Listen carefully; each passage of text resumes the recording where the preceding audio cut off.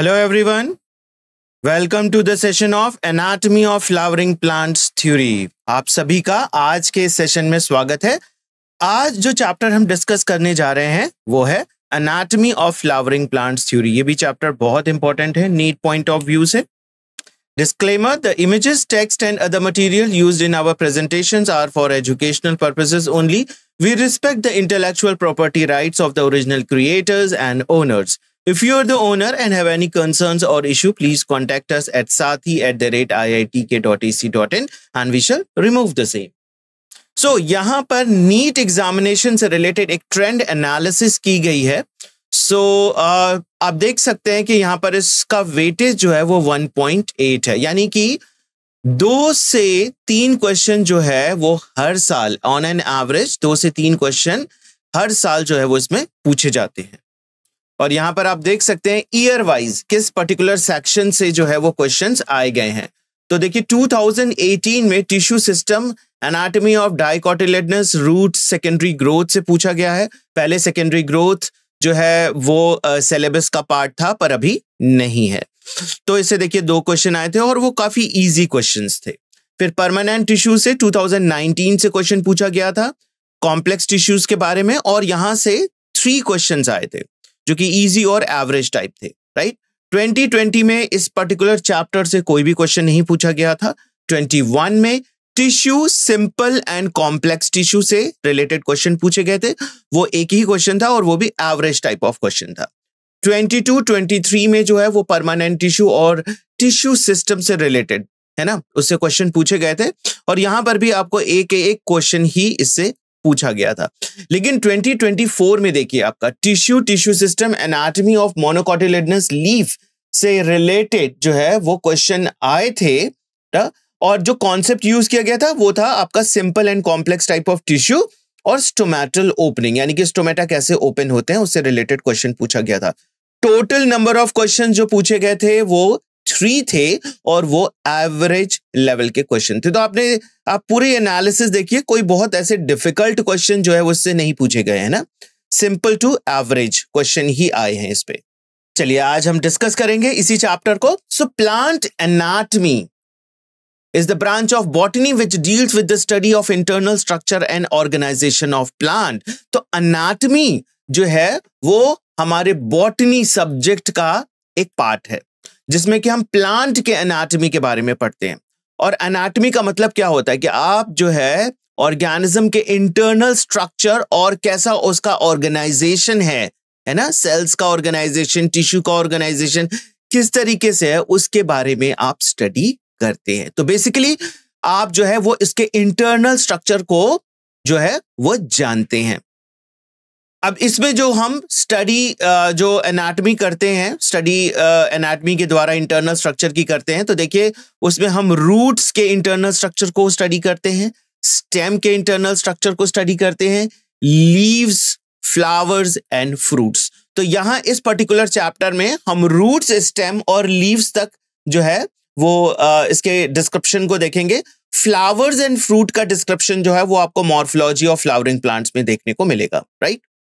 सो इसके लिए आपको माइक्रोस्कोप की आवश्यकता होगी। अगर आप सेल्स को देखना चाहते हैं किसी भी ऑर्गेनिजम्स को, तो आपको उस पर्टिकुलर ऑर्गन का स्लाइड प्रिपेयर करना पड़ेगा। स्लाइड प्रिपेयर करने का मतलब कि अगर आप स्टेम की कटिंग लेते हैं और उसका एक स्लाइस है ना, with the help of sharp blade आप उसका एक स्लाइस निकालते हैं, उसको स्टेन करते हैं और फिर उसको माइक्रोस्कोप के अंदर अगर आप देखते हैं तो आपको उसके इंटरनल स्ट्रक्चर्स दिखाई देंगे।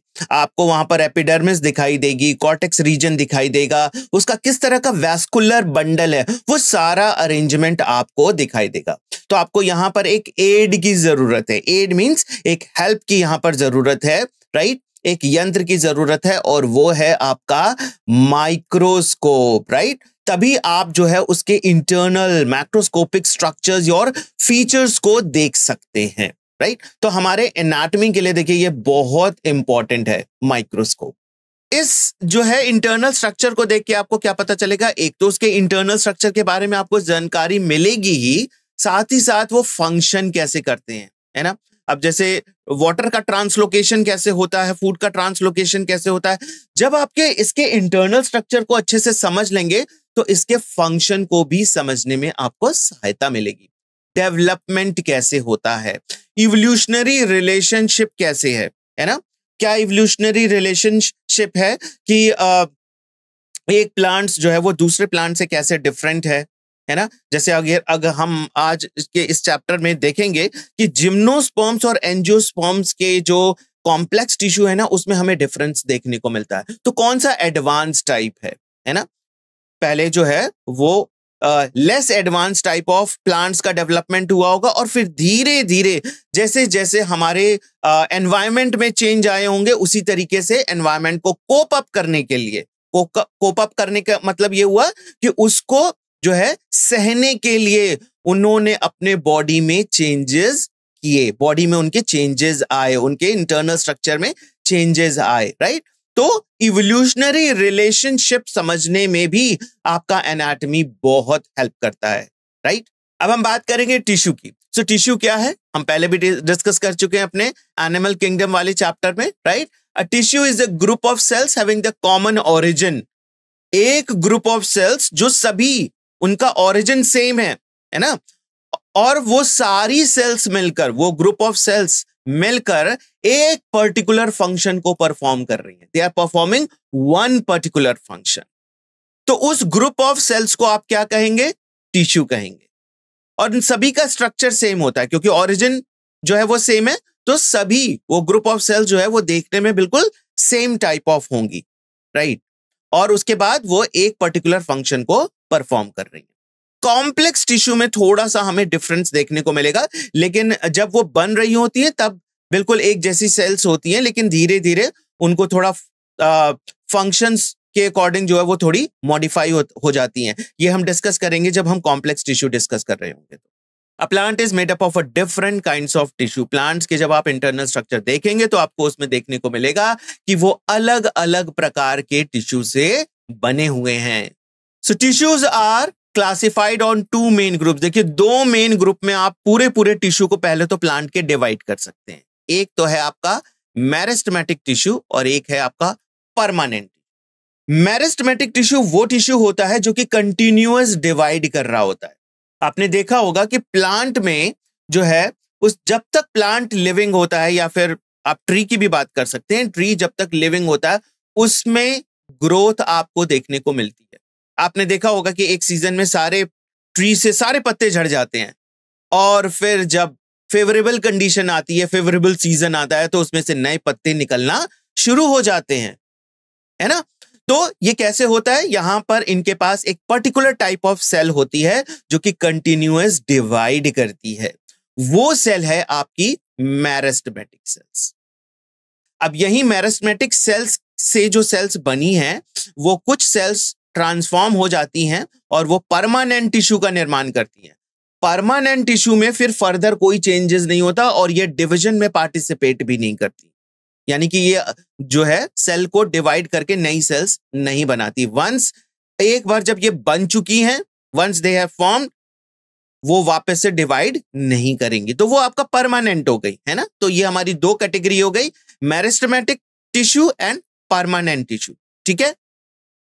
और ये जो है आपका जो क्लासिफिकेशन किया गया है यहां पर टिश्यू का, उनके डिवीजन कैपेसिटी के ऊपर ही किया गया है कि कुछ सेल्स जो है टिश्यू जो है वो डिवाइड कर सकते हैं और कुछ टिश्यू जो है वो डिवाइड नहीं कर सकते। जो कर सकते हैं वो मेरिस्टेमेटिक टिश्यू कहलाते हैं, और जो एक बार फॉर्म हो जाने के बाद वो फर्दर डिवीजन नहीं करते हैं वो आपके परमानेंट टिश्यू कहलाते हैं।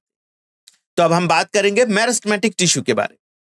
So, growth in plant is largely restricted to the specialized region of the active cells and division called meristem. देखिए, ग्रोथ जो है ना प्लांट के सारे रीजन में नहीं हो रहा होता है, वो एक पर्टिकुलर रीजन में आपको देखने को मिलता है, और उस रीजन में एक स्पेशल टाइप ऑफ सेल्स होती हैं जिसको आप कहते हैं मेरिस्टेमेटिक टिश्यू या फिर मेरिस्टेम्स, ठीक है। और देखिए, इसी से रिलेटेड 2021 में क्वेश्चन भी पूछा गया है। तो यहां पर आप फिगर एक बार इस पे देखिए, फिगर है रूट और स्टेम के एपेक्स का। ये रूट का एपेक्स है ए वाला, और ये बी वाला फिगर जो है वो आपके शूट के एपेक्स को दिखाई दे रहा है ना। तो यहां पर देखिए आपका रूट एपिकल मेरिस्टम है, ये पर्टिकुलर रीजन, ये वाला रीजन जो है यहां पर कंटिन्यूअस सेल्स डिवाइड करती रहती हैं, और जब सेल्स डिवाइड करती रहती हैं उसके सारे रीजन में इस तरीके से ये सेल्स एड अप होते रहते हैं, सेल्स एड अप होते हैं और फिर उनमें मॉडिफिकेशंस भी होता है, राइट। तो यहां पर आपके रूट एपेक्स के ऊपर मेरिस्टेमेटिक सेल्स प्रेजेंट होते हैं। इसी तरीके से देखिए यहां पर शूट का एपेक्स है, शूट एपिकल मेरिस्टम जोन, ये पर्टिकुलर रीजन है जहां पर मेरिस्टेमेटिक सेल्स कन्फाइंड होती हैं, मेरिस्टेमेटिक सेल्स प्रेजेंट होती हैं, और ये मेरिस्टेमेटिक सेल्स जो है वो कंटिन्यूअस डिवीजन कर रही होती है, राइट, वो डिवाइड कर रही होती हैं, और डिवाइड करने के बाद यहां पर सेल्स एड अप होती है, तो इसकी यहां पर आपको फर्दर ग्रोथ दिखती है ना, शूट ऊपर की तरफ बढ़ता जाता है। कैसे बढ़ रहा है? क्योंकि सेल्स लगातार यहां पर डिवाइड हो रही है। So plants have the different kinds of meristem, plants के बाद पास जो है वो अलग अलग तरीके के मेरिस्टम्स होते हैं। अब देखिए मेरिस्मेटिक टिश्यू भी डिफरेंट टाइप्स होते हैं डिपेंडिंग कि वो किस लोकेशन पर है, लोकेशन वाइज जो है आप उसको 3 डिफरेंट टाइप्स में डिवाइड कर सकते हैं। आइए देखते हैं वो कौन कौन से हमारे मेरिस्मेटिक टिश्यूज हैं। सबसे पहले हम बात करेंगे एपिकल मेरिस्टम की। तो एपिकल मेरिस्टम जो होता है वो आपका रूट एपेक्स और शूट एपेक्स पे प्रेजेंट होता है, only and only root apex and shoot apex, right? So the meristems which occur at the tips of roots and shoots and produce the primary tissue, ये आपका primary tissue बनाता है, right.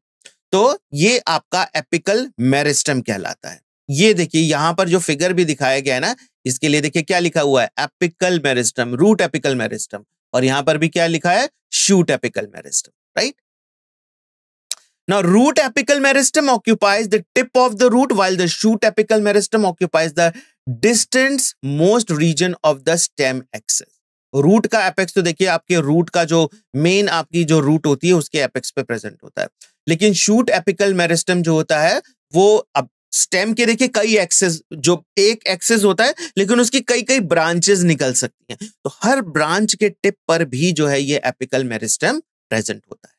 Now, during the formation of leaves, elongation of stem, some cells left behind from shoot apical meristem constitute the axillary bud. जो सबसे apex पे present होता है वो आपका एक्सिलरी बर्ड्स होते हैं, एपिकल बर्ड होते हैं वो, और कुछ सेल्स जो होते हैं वो देखिए लेफ्ट बिहाइंड हो जाते हैं। जब आपका स्टेम इलोंगेट कर रहा होता है ना, तो एपिकल मेरिस्टम से कुछ सेल जो है वो पीछे की तरफ छूट जाते हैं, लेफ्ट बिहाइंड, और वो आपके from the shoot apical meristem, ठीक है, और वो आपके एक्सिलरी बर्ड, जैसे लीफ होती है, स्टेम है, स्टेम के लीफ होती है, लीफ के आप यहां पर देखते हैं एक्सिल में एक्सिलरी बर्ड प्रेजेंट होते हैं, ठीक है। So such buds are present in the axils of leaves and capable of forming branches or a flower. तो यही आपका जो एक्सिलरी बर्ड है ये आपका क्या निर्माण करता है, या तो वो ब्रांच बनाएगा, डिवाइड हो के एक नई ब्रांच बन जाएगी, या फिर वहां से कोई एक फ्लावर इमर्ज आउट हो सकता है ना। तो इस तरीके से जो आपके एपिकल मेरिस्टम से जो मेरिस्टम लेफ्ट बिहाइंड रह गए हैं ना, मेरिस्टेमेटिक सेल्स लेफ्ट रह गए हैं, पीछे रह गए हैं, वो आपके एक्सिलरी बड का निर्माण करते हैं। एक्सिलरी बड से ब्रांच या फिर फ्लावर का निर्माण होता है।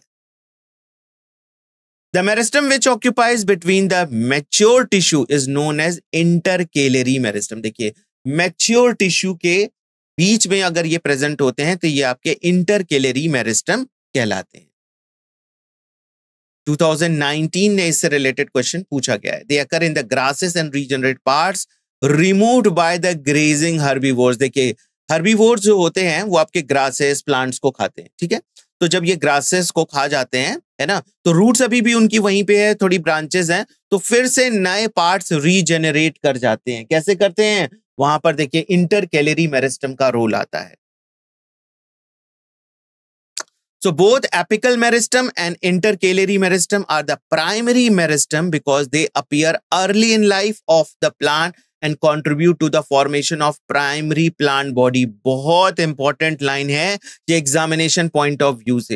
ये क्वेश्चन पूछा जा सकता है एग्जामिनेशन में कि जो है प्राइमरी मेरिस्टम आप किसको कहेंगे, है ना, प्राइमरी एपिकल मेरिस्टम, इंटरकेलरी मेरिस्टम, और हमारी जो थर्ड टाइप है लेटरल मेरिस्टम। तो लेटरल मेरिस्टम देखिए प्राइमरी मेरिस्टम में नहीं आती है। हम क्यों कहते हैं कि एपिकल मेरिस्टम और इंटरकेलरी मेरिस्टम आपका प्राइमरी मेरिस्टम के अंतर्गत आता है? क्योंकि एपिकल मेरिस्टम से ही जो सेल्स थोड़ी कट ऑफ रह जाती हैं या लेफ्ट बिहाइंड रह जाती हैं, वो आपकी इंटरकेलरी मेरिस्टम बनाती हैं, right?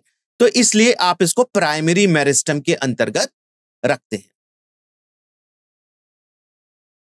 The meristem that occur in the mature region of the roots of the shoot and plants, particularly those that produce woody axis and appear later, primary meristem is called secondary. तो देखिए आपका जो lateral meristem आता है, जो कि जिसमें हमें सेकेंडरी ग्रोथ देखने को मिलता है, और आपका ये वुड वाला पार्ट बनाता है, ट्री का जो वुड वाला पार्ट है वो ये निर्माण करता है। तो लेटरल मेरिस्टम जो है वो आपके सेकेंडरी मेरिस्टम है, और प्राइमरी मेरिस्टम में आपके एपिकल मेरिस्टम और इंटरकेलरी मेरिस्टम आते हैं। वेरी वेरी इंपॉर्टेंट पॉइंट, आपको इसको ध्यान रखना है।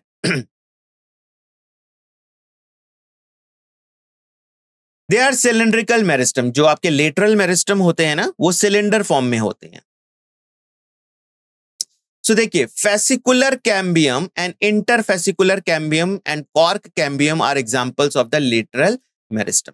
तो देखिए यहां पर अगर आप इसका जो है वेस्कुलर बंडल देखें, इस तरीके से वेस्कुलर बंडल अरेंज हैं, और इनके बीच में जो है इस तरीके से आपके कैम्बियम प्रेजेंट होती है, ठीक है?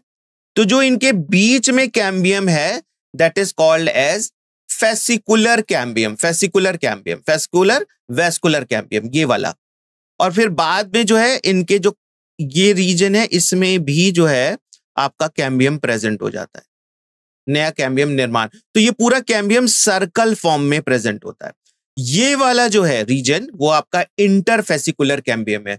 दो वेस्कुलर बंडल के बीच में पाया जाने वाला जो कैम्बियम होता है वो आपका इंटरफेसिकुलर कैम्बियम होता है।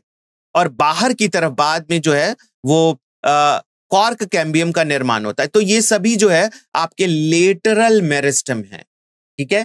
Fascicular cambium, interfascicular cambium, cork cambium, ये तीनों एग्जाम्पल हैं लेटरल मेरिस्टम्स के। ये भी देखिए 2012 से इससे क्वेश्चन पूछा गया है। These are responsible for producing secondary tissue। अब ये देखिए ये तीनों तरह के जो आपके कैम्बियम है ना, ये आपका सेकेंडरी टिश्यू निर्माण करते हैं। So division of cell both primary and as well as the secondary meristem। Division आपके दोनों में होती है, ऐसा नहीं कि प्राइमरी में नहीं होती, सिर्फ सेकेंडरी में होती, नहीं, प्राइमरी मेरिस्टम में भी होती है और सेकेंडरी मेरिस्टम में भी होती है, राइट? प्राइमरी मेरिस्टम में जब डिवाइड होती है तो भाई देखिए शूट और रूट एपेक्स बढ़ता है, शूट की लेंथ बढ़ती है, रूट जो है वो डीप सॉइल में जो है वो अंदर जाता रहता है क्योंकि वहां पे ग्रोथ हो रही है, राइट? और वो रूट जो है वो और अंदर पेनिट्रेट कर रहा है सॉइल से। वहीं आपका जो ये लेटरल मेरिस्टम की देखिए बात अगर हम करें तो लेटरल मेरिस्टम भी सेल डिवाइड करता है, तभी तो वो वुड बनाता है सेकेंडरी टिश्यू तभी तो बनाता है ना? तो आपका जो है दोनों तरह के टिश्यूज में, दोनों प्राइमरी मेरिस्टम में भी और सेकेंडरी मेरिस्टम में भी डिवीजन होती है। So such cells are termed permanent or mature cell and constitute the permanent tissue। आपकी जो सेकेंडरी मेरिस्टम होती है वो जो सेल्स बनाती हैं वो मैच्योर, परमानेंट मैच्योर सेल्स बनाती हैं, ठीक है? तो वो परमानेंट टिश्यू के अंतर्गत आती है। So during the formation of primary plant body, specific region of the apical meristem produce dermal tissue, ground tissue and the vascular tissue। आपके जो एपिकल मेरिस्टम है, देखिए सिंपल मेरिस्टम जो है वो आपका क्या बना रहा है? डर्मल टिश्यू बनाता है। आपकी जो कोई भी स्टेम की आउटर लाइनिंग है, लीफ की आउटर सरफेस है ना, रूट का आउटर सरफेस है, वो डर्मल टिश्यू कहलाता है। तो ये डर्मल टिश्यू बनाने में हेल्पफुल है, ग्राउंड टिश्यू बनाने में हेल्पफुल है, आपका कॉर्टेक्स वाला रीजन, और वेस्कुलर टिश्यू भी बनाने के लिए रिस्पॉन्सिबल है, ठीक है? अब हम बात करेंगे परमानेंट टिश्यू की। So permanent tissue having this all cells similar in structure and function and are called simple tissue. ये भी सिंपल टिश्यू कहलाते हैं। और परमानेंट टिश्यू जो है ना बिल्कुल सिंपल होते हैं और उसका फंक्शन भी स्पेसिफिक होता है। देखते हैं कौन कौन से हमारे परमानेंट टिश्यूज हैं। इसमें permanent tissue having a many different types of cells are called complex tissue. अब यही परमानेंट टिश्यू जो है आपके दो तरीके हो गए, simple tissue and complex tissue. Simple tissue जो है वो एक तरीके की सेल्स है, ऑल सेल्स आर सिमिलर, सभी सेल्स बिल्कुल सिमिलर है। यहां पर आपके देखिए डिफरेंट टाइप्स ऑफ सेल्स आ जाते हैं कॉम्प्लेक्स टिश्यू में। तो सिंपल टिश्यू की बात करें तो पेरेन्काइमा है, कोलेनकाइमा है, स्क्लेरेनकाइमा में, ये सभी जो है वो सिंपल टाइप ऑफ टिश्यू है।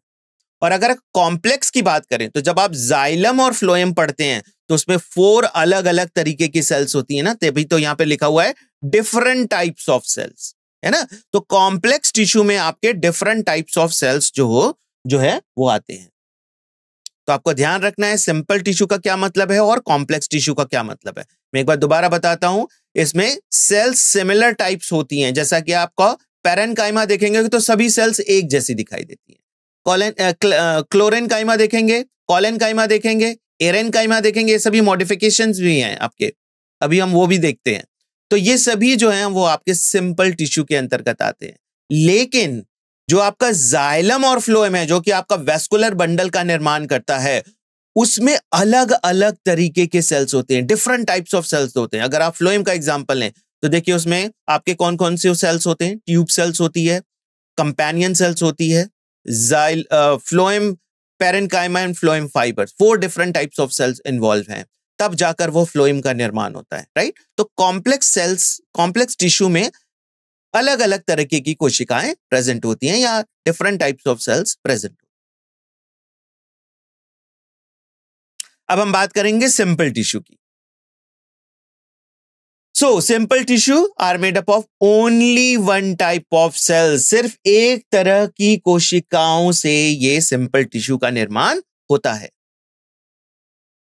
तो देखिए इसमें मैंने पहले भी बताया कि आपके पेरेन्काइमा होते हैं, कोलेनकाइमा होते हैं और स्क्लेरेनकाइमा, ये 3 कैटेगरी आती है आपकी सिंपल टिश्यूज के अंतर्गत। Now parenchyma form the major component within the organ. अगर आप प्लांट का इंटरनल स्ट्रक्चर देखेंगे ना तो आपको ज्यादातर रीजन जो है वो पेरेन्काइमा से बना हुआ दिखाई देगा। एंड द पेरेन्काइमा की सेल्स देखेंगे, दे आर जनरली आइसोडायामेट्रिक, सभी सेल्स का डायामीटर जो होगा वो ऑलमोस्ट सेम होगा, right. Parenchyma cells is having isodiametric cells. Isodiametric का मतलब होता है कि सभी सेल का डायामीटर लगभग सेम है, तो सभी सेल्स दिखने में भी कैसी होंगी, सेम साइज सेम शेप की होंगी, right. So they may be spherical, oval, round, polygonal और elongated in shape, है ना। फंक्शन के अकॉर्डिंग जो है वो कई जगह आपके पेरेन्काइमा सेल्स का जो शेप हो सकता है वो डिफरेंट हो। कुछ जगह वहां पर आपको ओवल शेप में दिखाई देंगी, कुछ जगह वो राउंड शेप में दिखाई देंगी, कुछ जगह पॉलीगोनल शेप होगा, कुछ जगह इलोंगेटेड जो है वो सेल्स होंगे। नाउ अगर आप इसके वॉल्स को देखें तो इसकी सेल वॉल किससे बनी हुई है, सेल्यूलोज की। प्लांट की तो सभी जहां कहीं भी सेल वॉल पाई जाती है प्लांट्स के केस में वो सेल्यूलोज से ही बना होता है। अब यहां पर जब आप सेल्स देखेंगे ना तो यहां पर स्मॉल इंटरसेल्यूलर स्पेसेस आपको दिखाई देंगे कि देखिए अगर राउंड शेप में सेल्स है तो राउंड शेप में सेल्स आप बनाकर देखिए, बीच बीच में गैप्स आपको बन जाएंगे। वो जो सेल के बीच में गैप्स होते हैं उसको आप कहते हैं इंटरसेल्यूलर स्पेसेस। अच्छा, ये पेरेन्काइमा जो होते हैं वो अलग अलग फंक्शंस को परफॉर्म करते हैं, फोटोसिंथेसिस, स्टोरेज एंड सिक्रीशन। कई जगह वो फोटोसिंथेसिस, जब इसमें क्लोरोप्लास्ट पाया जाएगा, पेरेन्काइमा सेल्स में जब अत्यधिक मात्रा में क्लोरोप्लास्ट पाया जाएगा तो वो आपकी फोटोसिंथेसिस के लिए रिस्पॉन्सिबल हो जाएंगी। कई बार जो है वो पेरेन्काइमा में फूड जो अत्यधिक मात्रा में प्लांट बना लेते हैं तो उसको स्टोर कर लेते हैं उसमें कि जब जरूरत होगी हम इसको फिर से यूज कर लेंगे। तो स्टोरेज के लिए भी देखिए पेरेन्काइमा जो सेल्स जो है वो पेरेन्काइमा टिश्यू जो है वो इन्वॉल्व होती हैं। कई बार ये सिक्रीशन प्रोसेस में भी इन्वॉल्व होती है। अब हम बात करेंगे कोलेनकाइमा की। तो collenchyma occur in the layers below the epidermis. ये जस्ट एपिडर्मिस, बाहर की जो डर्मिस लेयर होती है ना, एपिडर्मिस लेयर की बनी होती है। उस एपिडर्मिस लेयर के ठीक नीचे जो है वो आपकी कोलेनकाइमा सेल्स प्रेजेंट होती हैं और ये ज्यादातर आपको डाइकोटिलेडोनस प्लांट में देखने को मिलता है ना। तो डाइकोटिलेडोनस प्लांट कौन से होते हैं आपके? ऐसे प्लांट्स जिनमें कॉटिलेडन, जब सीड देखेंगे तो उसमें 2 कॉटिलेडन्स में वो डिवाइड हो जाता है, तो वो डाइकोटिलेडोनस प्लांट होता है ना, जैसे ग्राम फॉर एग्जांपल। अब यहां पर आप देखेंगे कि ये जो है ना एक होमोजीनियस लेयर बनाता है। ये पूरे जो आप जब कोलेनकाइमा सेल्स जहां पर भी पाई जाती है ना, तो आप वहां देखेंगे कि बिल्कुल एक समान लेयर बन रही है। सभी सेल्स जो हैं वो सेम साइज की हैं, सेम शेप की हैं, तो बिल्कुल एक होमोजीनियस लेयर या फिर पैच का आपको स्ट्रक्चर दिखाई देगा। Now it consists of cells which are much thickened at the corners due to the deposition of cellulose, hemicellulose and pectin. देखिए ये जो है आपका जहां कहीं भी कोलेनकाइमा सेल्स पाई जाती हैं, उस आई रिक्वेस्ट एवरीवन कि आप अपने जो स्पीकर्स है ना उनको म्यूट कर दीजिए। इसमें ना सेल्यूलोज पाया जाता है, हेमी सेल्यूलोज मटेरियल पाया जाता है और एक बहुत स्पेशल सब्सटेंस पाया जाता है पेक्टिन। ये कई बार एग्जामिनेशन में पूछा भी गया है। तो कोलेनकाइमा सेल्स में पेक्टिन पाया जाता है। क्या इस पेक्टिन सब्सटेंस का उपयोग क्या है? पेक्टिन सब्सटेंस जो है वो फ्लेक्सिबिलिटी प्रोवाइड करता है।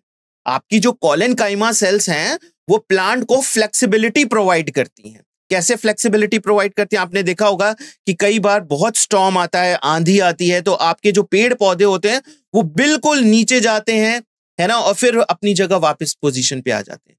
तो ये क्यों हो रहा है? क्योंकि प्लांट जो है वो फ्लेक्सिबल है, राइट। तो सेल वॉल में जो आपका पेक्टिन मटेरियल पाया जाता है उसकी वजह से ये फ्लेक्सिबिलिटी आती है।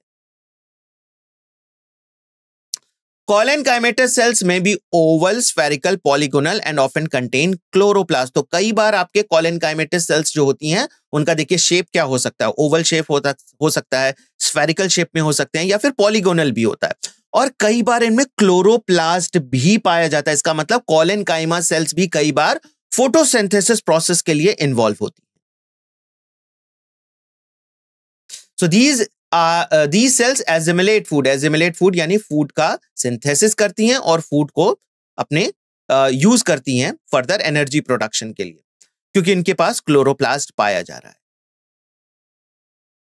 Intercellular spaces are absent. अब देखिए यहां पर इंटरसेल्यूलर स्पेसेस नहीं पाए जाते, क्योंकि जो इंटरसेल्यूलर स्पेसेस होते हैं वहां पर पेक्टिन सब्सटेंस जो होता है वो गैदर हो जाता है, पेक्टिन सब्सटेंस वहां पर डिपॉजिट हो जाता है, इसलिए यहां पर इंटरसेल्यूलर स्पेसेस बिल्कुल नहीं प्रेजेंट होते। ये क्या करते हैं? आपको मैकेनिकल सपोर्ट प्रोवाइड करते हैं। इस तरह की जो कोशिकाएं होती हैं या फिर टिश्यू आपकी बात करें तो कोलेनकाइमा टिश्यू जो है आपको मैकेनिकल सपोर्ट प्रोवाइड करता है ग्रोइंग पार्ट्स पे, जैसे यंग स्टेम है, पिट्यूल ऑफ द लीफ है, इन सब जगह पर आपको कोलेनकाइमा सेल्स जो है वो देखने को मिलते हैं। स्क्लेरेनकाइमा सेल्स की बात करेंगे, थर्ड टाइप ऑफ टिश्यू जो है हमारा सिंपल टिश्यू जो है उसमें देखिए स्क्लेरेनकाइमा है। उसमें स्क्लेरेनकाइमा होते हैं long narrow cells with thick and lignified. देखिए आपका कोलेनकाइमा में पेक्टिन का डिपोजिशन था और यहां पर स्क्लेरेनकाइमा में लिग्निन का डिपोजिशन है। लिग्निन भी एक तरह का सब्सटेंस है जो कि आपके स्क्लेरेनकाइमा सेल्स में डिपॉजिट होता है, right. So they are lignified cell wall having a few और न्यूमरस पिट्स। अब पिट्स क्या होते हैं? पिट्स जो होते हैं वो छोटे छोटे होल्स होते हैं, गड्ढे होते हैं, है ना, जिसके थ्रू वाटर जब फ्लो कर रहा होता है तो आसपास की कोशिकाओं, बिल्कुल सिर्फ सीधे ऊपर ही नहीं जाएगा प्लांट में वाटर, है ना, आसपास की ऊपर चढ़ते हुए वो आसपास की कोशिकाओं को भी वाटर देगा, साइडवेज में भी वाटर देगा। तो देखिए उसके लिए यहां पर पिट्स का होना बहुत जरूरी है। तो जो आपकी स्क्लेरेनकाइमेटस सेल्स होती हैं, है ना, वो लिग्निन का डिपोजिशन होता है, काफी थिक होती हैं, राइट। इसकी सेल वॉल में लिग्निन का डिपोजिशन होता है और इनमें कुछ पिट्स पाए जाते हैं। Pits means holes. So they are usually dead and without protoplast. Initially जब ये सेल्स बन रही होती हैं तब तो प्रोटोप्लास्ट होता है, लेकिन धीरे धीरे जो है ये प्रोटोप्लास्ट इसका ड्राई अप हो जाता है। तो बेसिकली ये सेल्स कैसी होती है? डेड होती है ना? These cells are dead, they do not have any protoplast. Cell का लिविंग मटेरियल क्या है? प्रोटोप्लास्ट, साइटोप्लाज्म नहीं, प्रोटोप्लास्ट जो है वो लिविंग मटेरियल है। प्लाज्मा मेम्ब्रेन के अलावा जितना भी आपका साइटोप्लाज्म ऑर्गेनेल्स है वो सब इंक्लूड करके प्रोटोप्लास्ट कहा जाता है, ठीक है? तो डेड ये बेसिकली डेड होती हैं क्योंकि इसके अंदर बिल्कुल कुछ नहीं पाया जाता, हॉलो होती हैं आपकी, इसकी जो सिर्फ वॉल प्रेजेंट होती है, और वॉल में एक स्पेशल सब्सटेंस का डिपोजिशन होता है, लिग्निन। ये इसको स्टिफनेस प्रोवाइड करती हैं। पहले वाले में तो देखिए कोलेनकाइमा में पैक्टिन का डिपोजिशन था, वो उसको फ्लेक्सिबिलिटी प्रोवाइड कर रही थी, लेकिन लिग्निन जो है वो इसको स्टिफनेस प्रोवाइड करती है, हार्ड बनाती है, टफ बनाती हैं। So on the basis of variation in the form, structure, origin and the development, sclerenchyma may be either fibers or sclerites, है ना? दो तरीके की आपको इसमें सेल्स दिखाई देती हैं। कुछ लंबी लंबी फाइबर्स के फॉर्म में होती हैं और कुछ राउंड स्क्लेरिड्स के फॉर्म में होती हैं। अगर आप किसी से कोई पूछे कि स्क्लेरेंकाइमा सेल्स का एग्जाम्पल बताइए कि कहां पर है, तो आपने देखा होगा कि बहुत सारे नट्स आते हैं, वॉलनट है ना, ग्राउंड नट, इसका जो कवरिंग होती है वो आपकी स्क्लेरेंकाइमा सेल्स से बनी हुई होती है। तो देखिए यहां पर फिगर दिया गया है पेरेन्काइमा का, कोलेनकाइमा का, स्क्लेरेंकाइमा का, ठीक है? तो आप देख सकते हैं इसमें इंटरसेल्युलर स्पेसेस हैं। पेरेन्काइमा के केस में यहां पर इंटरसेल्युलर स्पेसेस बिल्कुल नहीं है, देख सकते हैं आप, यहाँ की वॉल काफी थिक हो गई है, यहाँ पर लिग्निन का डिपोजिशन हो गया है। और स्क्लेरेंकाइमा के केस में भी देखिए काफी थिकनेस है ना, इसका ट्रांसवर्स सेक्शन है, ये काफी थिकनेस है, और यहाँ पर जो है लिग्निन का डिपोजिशन हुआ है। और ये एक फाइबर का स्ट्रक्चर आप देख सकते हैं, बिल्कुल अंदर से हॉलो है ना, कोई भी सब्सटेंस नहीं है क्योंकि इसका प्रोटोप्लास्ट जो है वो ड्राई अप हो चुका है। Now the fibers are thick-walled, elongated, pointed cells generally occurring in the groups and the various parts of the plant. ये ना ग्रुप के फॉर्म में है ना प्रेजेंट होते हैं। The sclerids are spherical, oval, cylindrical, highly thickened dead cells with a very narrow cavities lumen. जो इसके अंदर जो हॉलो जो है वो एक कैविटी जैसा स्ट्रक्चर है और उसको आप ल्यूमेन के नाम से भी जानते हैं। और इसकी जो वॉल होती है बिल्कुल थिक है, सेल कैसी है? डेड है। They are commonly found in the fruit walls of nuts, pulp of fruits like guava. Guava का जो पल्प होता है ना उसमें भी देखिए ये प्रेजेंट होते हैं, पियर या फिर सपोटा में भी प्रेजेंट होते हैं। सीड कोट ऑफ लेग्यूम्स, जितने भी लेग्यूमिनस प्लांट हैं है ना, उसका जो सीड कोट होता है, सीड का जो कवर अप होता है, वो भी देखिए आपके स्क्लेरेंकाइमा सेल से बना हुआ था, right? And the leaves of tea also, they are also having the lots of sclerenchyma cells. Sclerenchyma provide the mechanical support to organ.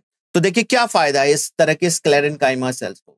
तो देखिए प्लांट्स में कोई स्केलेटन सिस्टम तो होता नहीं है ना, तो कई कई जगह पर प्लांट को हार्ड होना पड़ता है। तो जहां कहीं भी प्लांट को हार्ड होना पड़ता है वहां पर आप देखेंगे कि बहुतायत मात्रा में जो है वो इस तरह के स्क्लेरेंकाइमा टिश्यू का डिपोजिशन होता है। तो ये प्लांट को क्या प्रोवाइड कर रही है? मैकेनिकल सपोर्ट प्रोवाइड कर रही है ना, मैकेनिकल सपोर्ट प्रोवाइड कर रही है। और जो आपके कोलेनकाइमा था वो भी मैकेनिकल सपोर्ट प्रोवाइड करता है, साथ साथ फ्लेक्सिबिलिटी भी प्रोवाइड करता है। पेरेन्काइमा का फंक्शन आपको याद होगा कि वो फोटोसिंथेसिस में इन्वॉल्व होते हैं, स्टोरेज में इन्वॉल्व होते हैं और सिक्रीशन में इन्वॉल्व होते हैं। तो ये हमारा सिंपल टिश्यू का डिस्क्रिप्शन था। अब हम बात करेंगे कॉम्प्लेक्स टिश्यू के बारे में। तो मैंने आपको पहले भी बताया था कि कॉम्प्लेक्स टिश्यू में हमारे एक से ज्यादा टाइप ऑफ सेल्स होते हैं ना। आप सिंपल में तो सभी देखा होगा कि पेरेन्काइमा में सभी सेल्स एक जैसे थे, कोलेनकाइमा में सभी सेल्स एक जैसे थे, लेकिन कॉम्प्लेक्स टिश्यू में थोड़ा सा डिफरेंस है। देखते हैं कैसा होता है। So more than one type of cell, एक से ज्यादा तरह की सेल्स जो होती है मिलकर जो है इस तरह के कॉम्प्लेक्स टिश्यू का निर्माण करती है। और वो सभी एक साथ यूनाइट होकर एक यूनिट की तरह काम करते हैं। ऐसा नहीं कि चार अलग तरह की कोशिकाएं तो चारों अलग अलग काम करेंगी, नहीं, सभी मिलकर किसी एक पर्टिकुलर फंक्शन को परफॉर्म कर रही है, राइट। तो जाइलम एंड फ्लोएम जो है वो आपके कॉम्प्लेक्स टिश्यू का एग्जाम्पल है और ये हमारे प्लांट्स में पाए जाते हैं। सो इनको आप कंडक्टिंग टिश्यू भी कहते हैं, क्योंकि ये क्या कंडक्ट कर रहे हैं, किसका कंडक्शन कर रहे हैं, वाटर और मिनरल्स का, है ना। वाटर और मिनरल्स को प्लांट में एक पार्ट से दूसरे पार्ट में पहुंचाने का, कंडक्शन का काम कर रहे हैं। कौन, जाइलम सेल्स। वाटर की जब आप बात करेंगे, है ना, तो ये रूट से वाटर एब्जॉर्ब होता है और उसको कहां पहुंचाया जाता है, स्टेम्स और उनमें अटैच लीव्स तक, है ना। क्योंकि देखिए फोटोसिंथेसिस का रॉ मटेरियल क्या है आपका, कार्बन डाइऑक्साइड एंड वाटर। तो अगर वाटर अवेलेबल ना हो लीव्स के पास तो फोटोसिंथेसिस प्रोसेस नहीं हो पाएंगी। और रूट जो है आपके वाटर को एब्जॉर्ब करते हैं, स्टेम के हेल्प की द्वारा रूट्स से वाटर जो है इसके शूट रीजन तक पहुंचता है, लीव्स में भी पहुंचता है, ठीक है। तो इसलिए जाइलम बहुत ही इंपॉर्टेंट है, वाटर और मिनरल के कंडक्शन में इन्वॉल्व होते हैं। ये आपको देखिए मैकेनिकल स्ट्रेंथ भी प्रोवाइड करते हैं। जाइलम जो है बिल्कुल आपके लेटरल मेरिस्टम का जो है जहां पर प्रेजेंट होते हैं उसी के पास ये प्रेजेंट होते हैं और ये आपके ना बंडल्स के फॉर्म में अरेंज होते हैं। जाइलम जो है वो वेस्कुलर बंडल का पार्ट है, तो ये ना एक तरह का मैकेनिकल स्ट्रेंथ भी प्रोवाइड करता है। अभी मैं बताऊंगा कि क्यों मैकेनिकल स्ट्रेंथ प्रोवाइड करता है। It is composed of 4 different type kinds of element. देखिए 4 अलग अलग तरह के एलिमेंट्स हैं, या फिर आप कह सकते हैं कि 4 अलग तरह की कोशिकाएं या सेल्स हैं।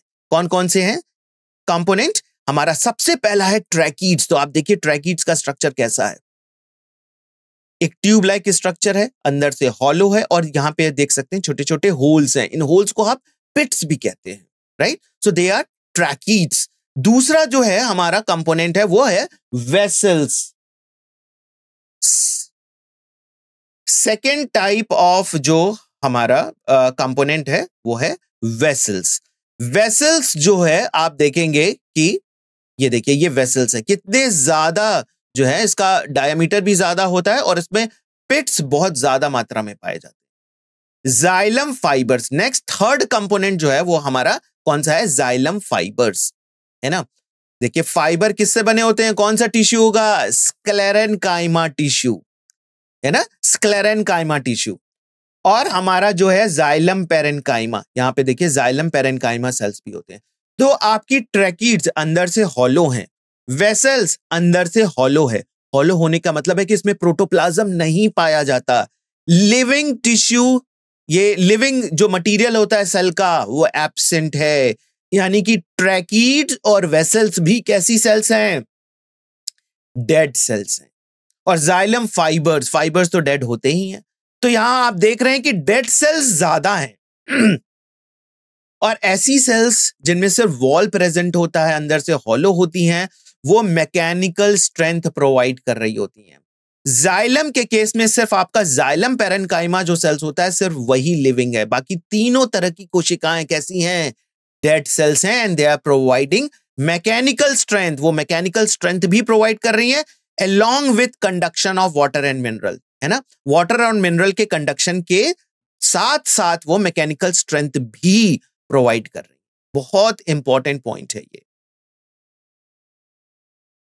Gymnosperm lack vessels in their xylem. अब देखिए, अब जब मैं स्टार्टिंग में आपको बोला था ना कि आप जब एनाटॉमी पढ़ते हैं, प्लांट्स की एनाटॉमी पढ़ते हैं, तो आपको प्लांट्स के इवोल्यूशन का भी ज्ञात हो जाता है। आपने जिम्नोस्पर्म का पौधा देखा, आपने टेरिडोफाइट्स का पौधा देखा। आई होप आपको प्लांट किंगडम चैप्टर जो है वो अब हम डिस्कस करेंगे भी, लेकिन अगर आपने पहले से पढ़ा हो तो आपको पता होगा कि हमारे प्लांट किंगडम में कितने तरीके के पौधे होते हैं। सबसे सिंपल टाइप ऑफ एल्गी होता है, देन ब्रायोफाइट्स आते हैं, देन आपके टेरिडोफाइट्स आते हैं, देन जिम्नोस्पर्म आता है, उसके सबसे बाद में हमारा फ्लावरिंग प्लांट एंजियोस्पर्म आता है। ये एक इवोल्यूशनरी ट्रेंड जो है वो प्रोवाइड करता है ना। इवोल्यूशन हो रहा है, इस तरीके से आप इसको देख सकते हैं, क्योंकि सबसे सिंपल आपका एल्गी है, एल्गी से जो है आपके ब्रायोफाइट्स बने, ब्रायोफाइट से टेरिडोफाइट्स बने, टेरिडोफाइट से जिम्नोस्पर्म बने और जिम्नोस्पर्म से ही एंजियोस्पर्म बने। तो जिम्नोस्पर्म में देखिए लैक सेल वेसल्स, इनमें वेसल्स वाली कोशिकाएं नहीं पाई जाती। वहां पर सिर्फ 3 तरीके की कोशिकाएं होती हैं जाइलम के केस में, tracheids, xylem fibres and xylem parenchyma. क्योंकि हमारा जो है प्लांट थोड़ा लेस एडवांस्ड है ना, और आपका जो एंजियोस्पर्म है वो मोस्ट एडवांस्ड है। उसमें देखिए एक अलग तरह की कोशिकाएं डेवलप हुई जो कि वाटर कंडक्शन में हेल्प करती। नीट 2024 में इससे रिलेटेड क्वेश्चन भी पूछा गया है। Tracheids are elongated tube-like cells with a thick lignified walls and the tapering end. Tracheids जो होती हैं, देखिए अगर आप सेल्स को देखेंगे तो थिक होती है, लिग्निफाइड होती है, इसमें लिग्निन का डिपोजिशन होता है, और टेपर्स होती हैं, पतली हो जाती हैं एंड पर जाकर। They are dead without protoplasm. कोई प्रोटोप्लाज्म इसमें नहीं होता है, और ये कोशिकाएं ज्यादातर ये डेड ही होती है क्योंकि कोई प्रोटोप्लाज्म इनमें नहीं प्रेजेंट है। Inner layer of the cell wall have the thickening which vary in the form. Now in the flowering plants, अब देखिए हम जिम्नोस्पर्म्स की बात कर चुके हैं, फ्लावरिंग प्लांट्स की बात करें तो tracheids and vessels are the main water transporting element. दोनों जो है वो आपकी मेन वाटर का ट्रांसपोर्टेशन इन्हीं दोनों के द्वारा होता है। ट्यूब लाइक स्ट्रक्चर्स हैं vessels and made up of many cells called vessel members and each with lignified walls and the large central cavity.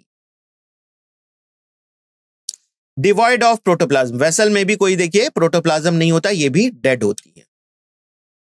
And the vessel members are interconnected through the perforations in their common walls. है ना, ये आपस में connected होती हैं sales.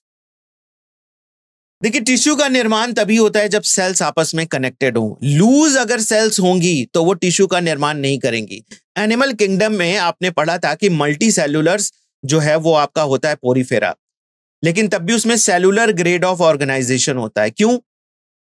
क्योंकि cell आपस में कनेक्टेड नहीं है वहां पर, है ना, लूजली अरेंज्ड सेल्स हैं, है ना, तो वहां पर जो है वो टिश्यू का निर्माण नहीं हुआ है। टिश्यू का निर्माण तभी होता है जब सेल्स क्लोजली जो है वो इंटरकनेक्टेड होती हैं। तो यहां पर इंटरकनेक्शन देखिए वेसल मेंबर्स में भी देखने को मिल रहा है, इसलिए आप ये कहते हैं tissue, complex tissue. The presence of vessels is a characteristic feature of angiosperm.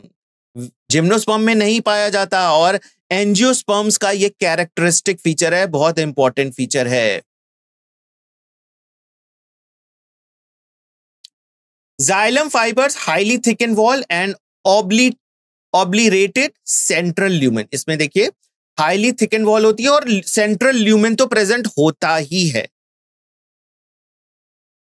They may either separate or aseptate, या तो ये सेप्टेट हो सकते हैं। सेप्टेट मतलब वॉल्स पाई जाती है एक सेल से और दूसरे सेल के बीच में, लेकिन कई बार वॉल्स एब्सेंट भी हो सकती है।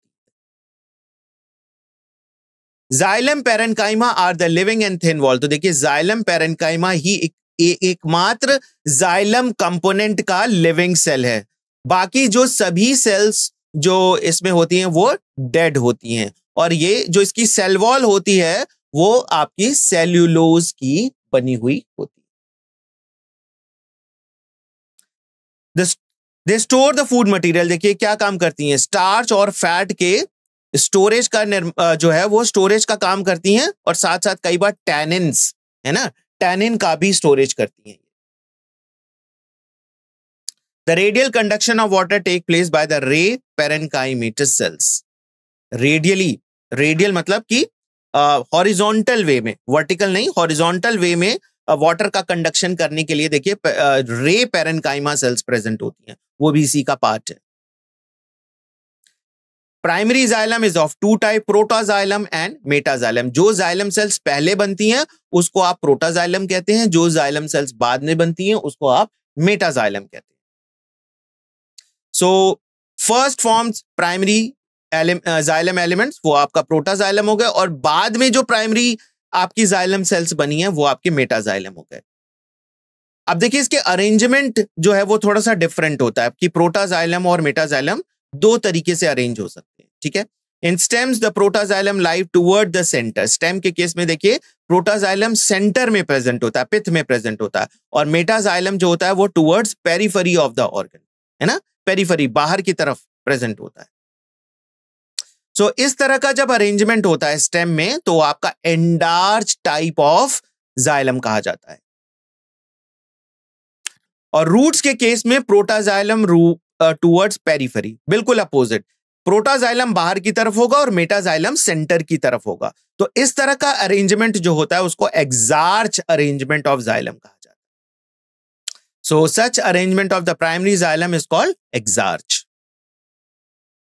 फ्लोएम की बात करेंगे तो phloem transport the food material usually leaves to the other parts of the plant. जहां पर जाइलम वाटर और मिनरल्स का कंडक्शन कर रहा था, ये फूड का कंडक्शन करता है। So the phloem in the angiosperm composed of sieve tubes. देखिए इसमें 4 कंपोनेंट होते हैं। सीव ट्यूब एलिमेंट है, कंपेनियन सेल्स है, phloem parenchyma and phloem fibres. जैसे जाइलम में 4 कंपोनेंट थे, इसमें भी आपके 4 कंपोनेंट्स हैं। Gymnosperm have albuminous cells and the sieve cells. They lack sieve tubes and the companion cell. बहुत इंपॉर्टेंट पॉइंट है एग्जामिनेशन पॉइंट ऑफ व्यू से। जिम्नोस्पर्म के केस में जो आपका फ्लोएम है, देखिए सीव ट्यूब और कंपेनियन सेल्स नहीं पाए जाते। क्या पाया जाता है? Albuminous cells and the sieve cells पाया जाता है। Sieve tube elements are the long tube-like structure arranged longitudinally and are associated with the companion cells. तो sieve tube elements जो हैं वो अपने आसपास जो cells होती हैं उनको companion cells कहते हैं, है ना। इसको काफी हेल्प करती हैं, इसी वजह से देखिए ये companion cells, इसका नाम भी इसीलिए पड़ा है। और ये long tube-like structure, सारी जो components है ना वो आपस में यूनाइट होकर एक tube-like structure का निर्माण करती है। So their end walls are perforated in the sieve-like manner and form the sieve plates. जो sieve tubes होती हैं बीच में perforations होते हैं, है ना, gaps होते हैं, और उसमें छोटे छोटे holes होते हैं जिसको sieve plate कहा जाता है। sieve का मतलब होता है छन्नी, है ना। तो plates जिसमें छोटे छोटे holes हैं जिसके थ्रू जो है वो फूड का कंडक्शन होता है। A mature sieve element possesses the peripheral cytoplasm. बाहर की तरफ जो है वो साइटोप्लाज्म प्रेजेंट होगा और सेंटर में देखिए लार्ज वैक्यूल और न्यूक्लियस प्रेजेंट होगा। Function of sieve tubes controlled by the nucleus of companion cell. जो भी प्रोटीन की जरूरत होती है sieve ट्यूब को, है ना, वो कंपेनियन सेल का न्यूक्लियस बनाएगा और sieve ट्यूब्स को दे देगा। इसीलिए इस पर्टिकुलर सेल को हम जो से अटैच्ड है उसको क्या कहते हैं? Companion cell. Companion cell are specialised parenchymatous cell which are closely associated with the sieve tube elements. And sieve tube elements and the companion cells are connected by the pit field present between their common longitudinal walls. तो इसके walls में छोटे छोटे pits होते हैं, holes होते हैं जिसके थ्रू ये interconnected होते हैं। They help in maintaining the pressure gradient in the sieve tubes. Companion cell देखिए इसका एक और काम है, ये जो है वो प्रेशर ग्रेडियंट को मेंटेन करने का काम करती है। sieve tubes में एक पर्टिकुलर प्रेशर बना रहना चाहिए जिसकी वजह से ये फूड का कंडक्शन हो सके। तो वो कंपेनियन सेल्स हेल्प करती हैं इस प्रेशर ग्रेडियंट को मेंटेन करने के लिए। So the phloem parenchyma is made up of the elongated tapering cylindrical cells and the dense cytoplasm and the nucleus. इसमें देखिए सेल्यूलोज होते हैं, सेल वॉल में सेल्यूलोज होता है ना, और प्लाज्मोडेस्मेटल कनेक्शंस पाए जाते हैं between the cells. Phloem parenchyma stores food material and the other substances like resin, latex and mucilage. देख सकते हैं आप phloem parenchyma जो सेल्स होती है उसमें कुछ सब्सटेंसेस का डिपोजिशन होता है, जैसे रेजिन्स का है, लेटेक्स का है, म्यूसिलेज का है ना, ये सारे सब्सटेंस डिपॉजिट होते रहते हैं। Phloem parenchyma is absent in most of the monocotyledons. Monocotyledons हमारा जो है एक तरह का एंजियोस्पर्म का पौधा है और इसमें जो है आपके Phloem parenchyma एब्सेंट होते हैं। ये भी बहुत इंपॉर्टेंट पॉइंट है। Phloem fibers, bast fibers are made up of sclerenchymatous. अब देखिए जो फाइबर वाला पार्ट है वो हमेशा sclerenchymatous से बना होता है, तो Phloem fibers भी sclerenchymatous सेल से बने हैं। They are generally absent in the primary phloem but are found in the secondary phloem. Primary phloem में ये एब्सेंट होते हैं फाइबर्स, लेकिन सेकेंडरी में प्रेजेंट होते हैं। They are much elongated, unbranched and have pointed needle like apices. इसके जो एपेक्स होते हैं वो बिल्कुल पॉइंटेड हो जाते हैं needle like फाइबर्स के. So cell wall of the phloem fiber is quite thick. ये काफी thick होता है phloem fibers का जो cell wall होता है. And at maturity these fiber lose the protoplasm and become dead. Mature होने पे ये dead हो जाते हैं. So आपके जो जूट हैं, है ना, phloem fibers of jute, flax and hemp are used commercially. इनका काफी commercially use होता है ना. तो बहुत सारी इंडस्ट्रीज भी इसके ऊपर बेस्ड हैं. जूट के प्लांट से जो है, जो प्लांट होता है उससे देखिए phloem fibers जो है वो एक्सट्रैक्ट किए जाते हैं. First from primary phloem consist of narrow sieve tubes and are referred to as the protophloem, and the later formed phloem are bigger sieve tubes and are referred to as metaploem. तो जैसे protoxylem और metaxylem था, उसी तरीके से यहाँ पर जो आपकी सीव ट्यूब्स हैं वो भी आपकी प्रोटोफ्लोएम और मेटाफ्लोएम बनती है. जो पहले बनती है वो प्रोटोफ्लोएम बनती है, जो बाद में बनती है वो metaphloem. Now on the basis of their structure and location there are 3 types of tissue system. अब हम बात करेंगे टिश्यू सिस्टम की. So there are epidermal tissue system, ground or the fundamental tissue system, vascular और conducting tissue system. ये 3 जो है हमारे टिश्यू सिस्टम्स हैं. एपिडर्मल टिश्यू सिस्टम की सबसे पहले हम बात करेंगे.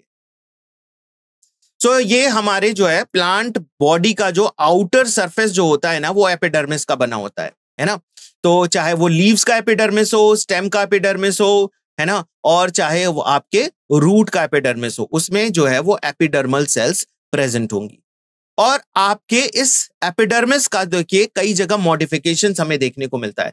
जो लीव्स में स्टोमेटा पाई जाती हैं वो एपिडर्मिस का मॉडिफिकेशन है. कई बार जो है अपेंडेजेस अटैच्ड होते हैं, जैसे ट्राइकोम्स और हेयर्स जो है लीव्स पे पाए जाते हैं, स्टेम पे पाए जाते हैं.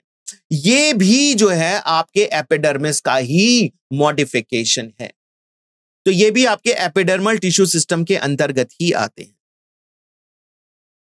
Epidermis is the outer most layer of the primary plant body. किसी भी प्लांट बॉडी का जो आउटर सरफेस होगा वो आपके एपिडर्मिस का बना हुआ होगा. So it is made up of elongated compactly arrange cells. काफी कॉम्पैक्ट होती हैं और कंटिन्यूअस लेयर बनाती हैं एपिडर्मिस की. So epidermis is usually single layered and it is having the पेरेन्काइम.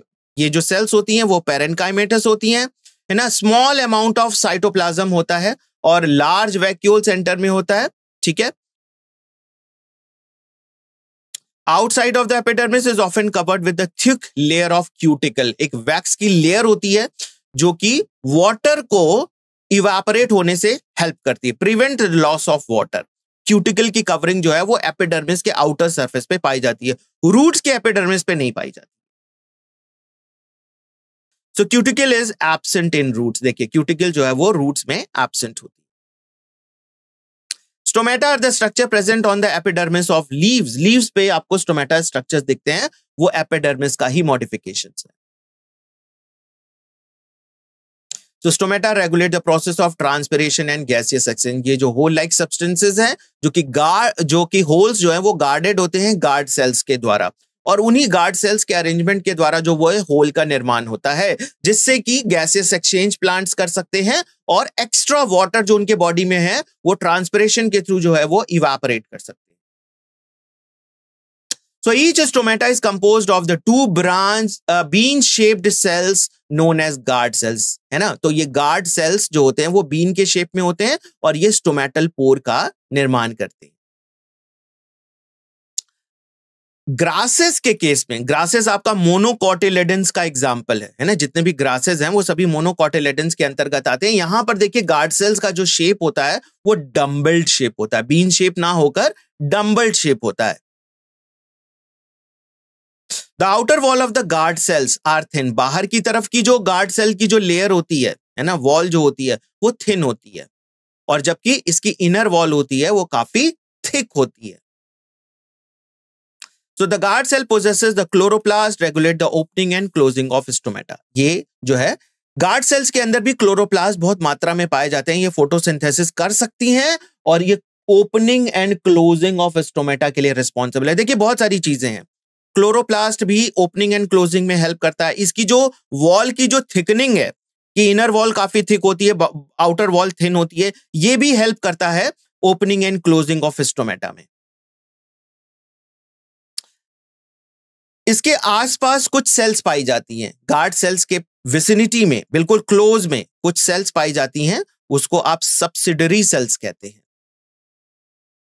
The stomatal aperture guard cells surrounding the subsidiary cells are together called stomatal apparatus। तो देखिए एक टर्म है stomatal apparatus, कभी पूछा जा सकता है कि stomatal apparatus में क्या क्या चीजें आती हैं। तो आपका aperture है, aperture का मतलब होता है जो होल बन रहा है। गार्ड सेल्स जब क्लोज हो, बिल्कुल कॉम्पैक्ट, बिल्कुल पास पास होते हैं, तो देखते हैं बीच में एक होल बन जाता है, वो होल स्टोमेटल एपर्चर कहलाता है।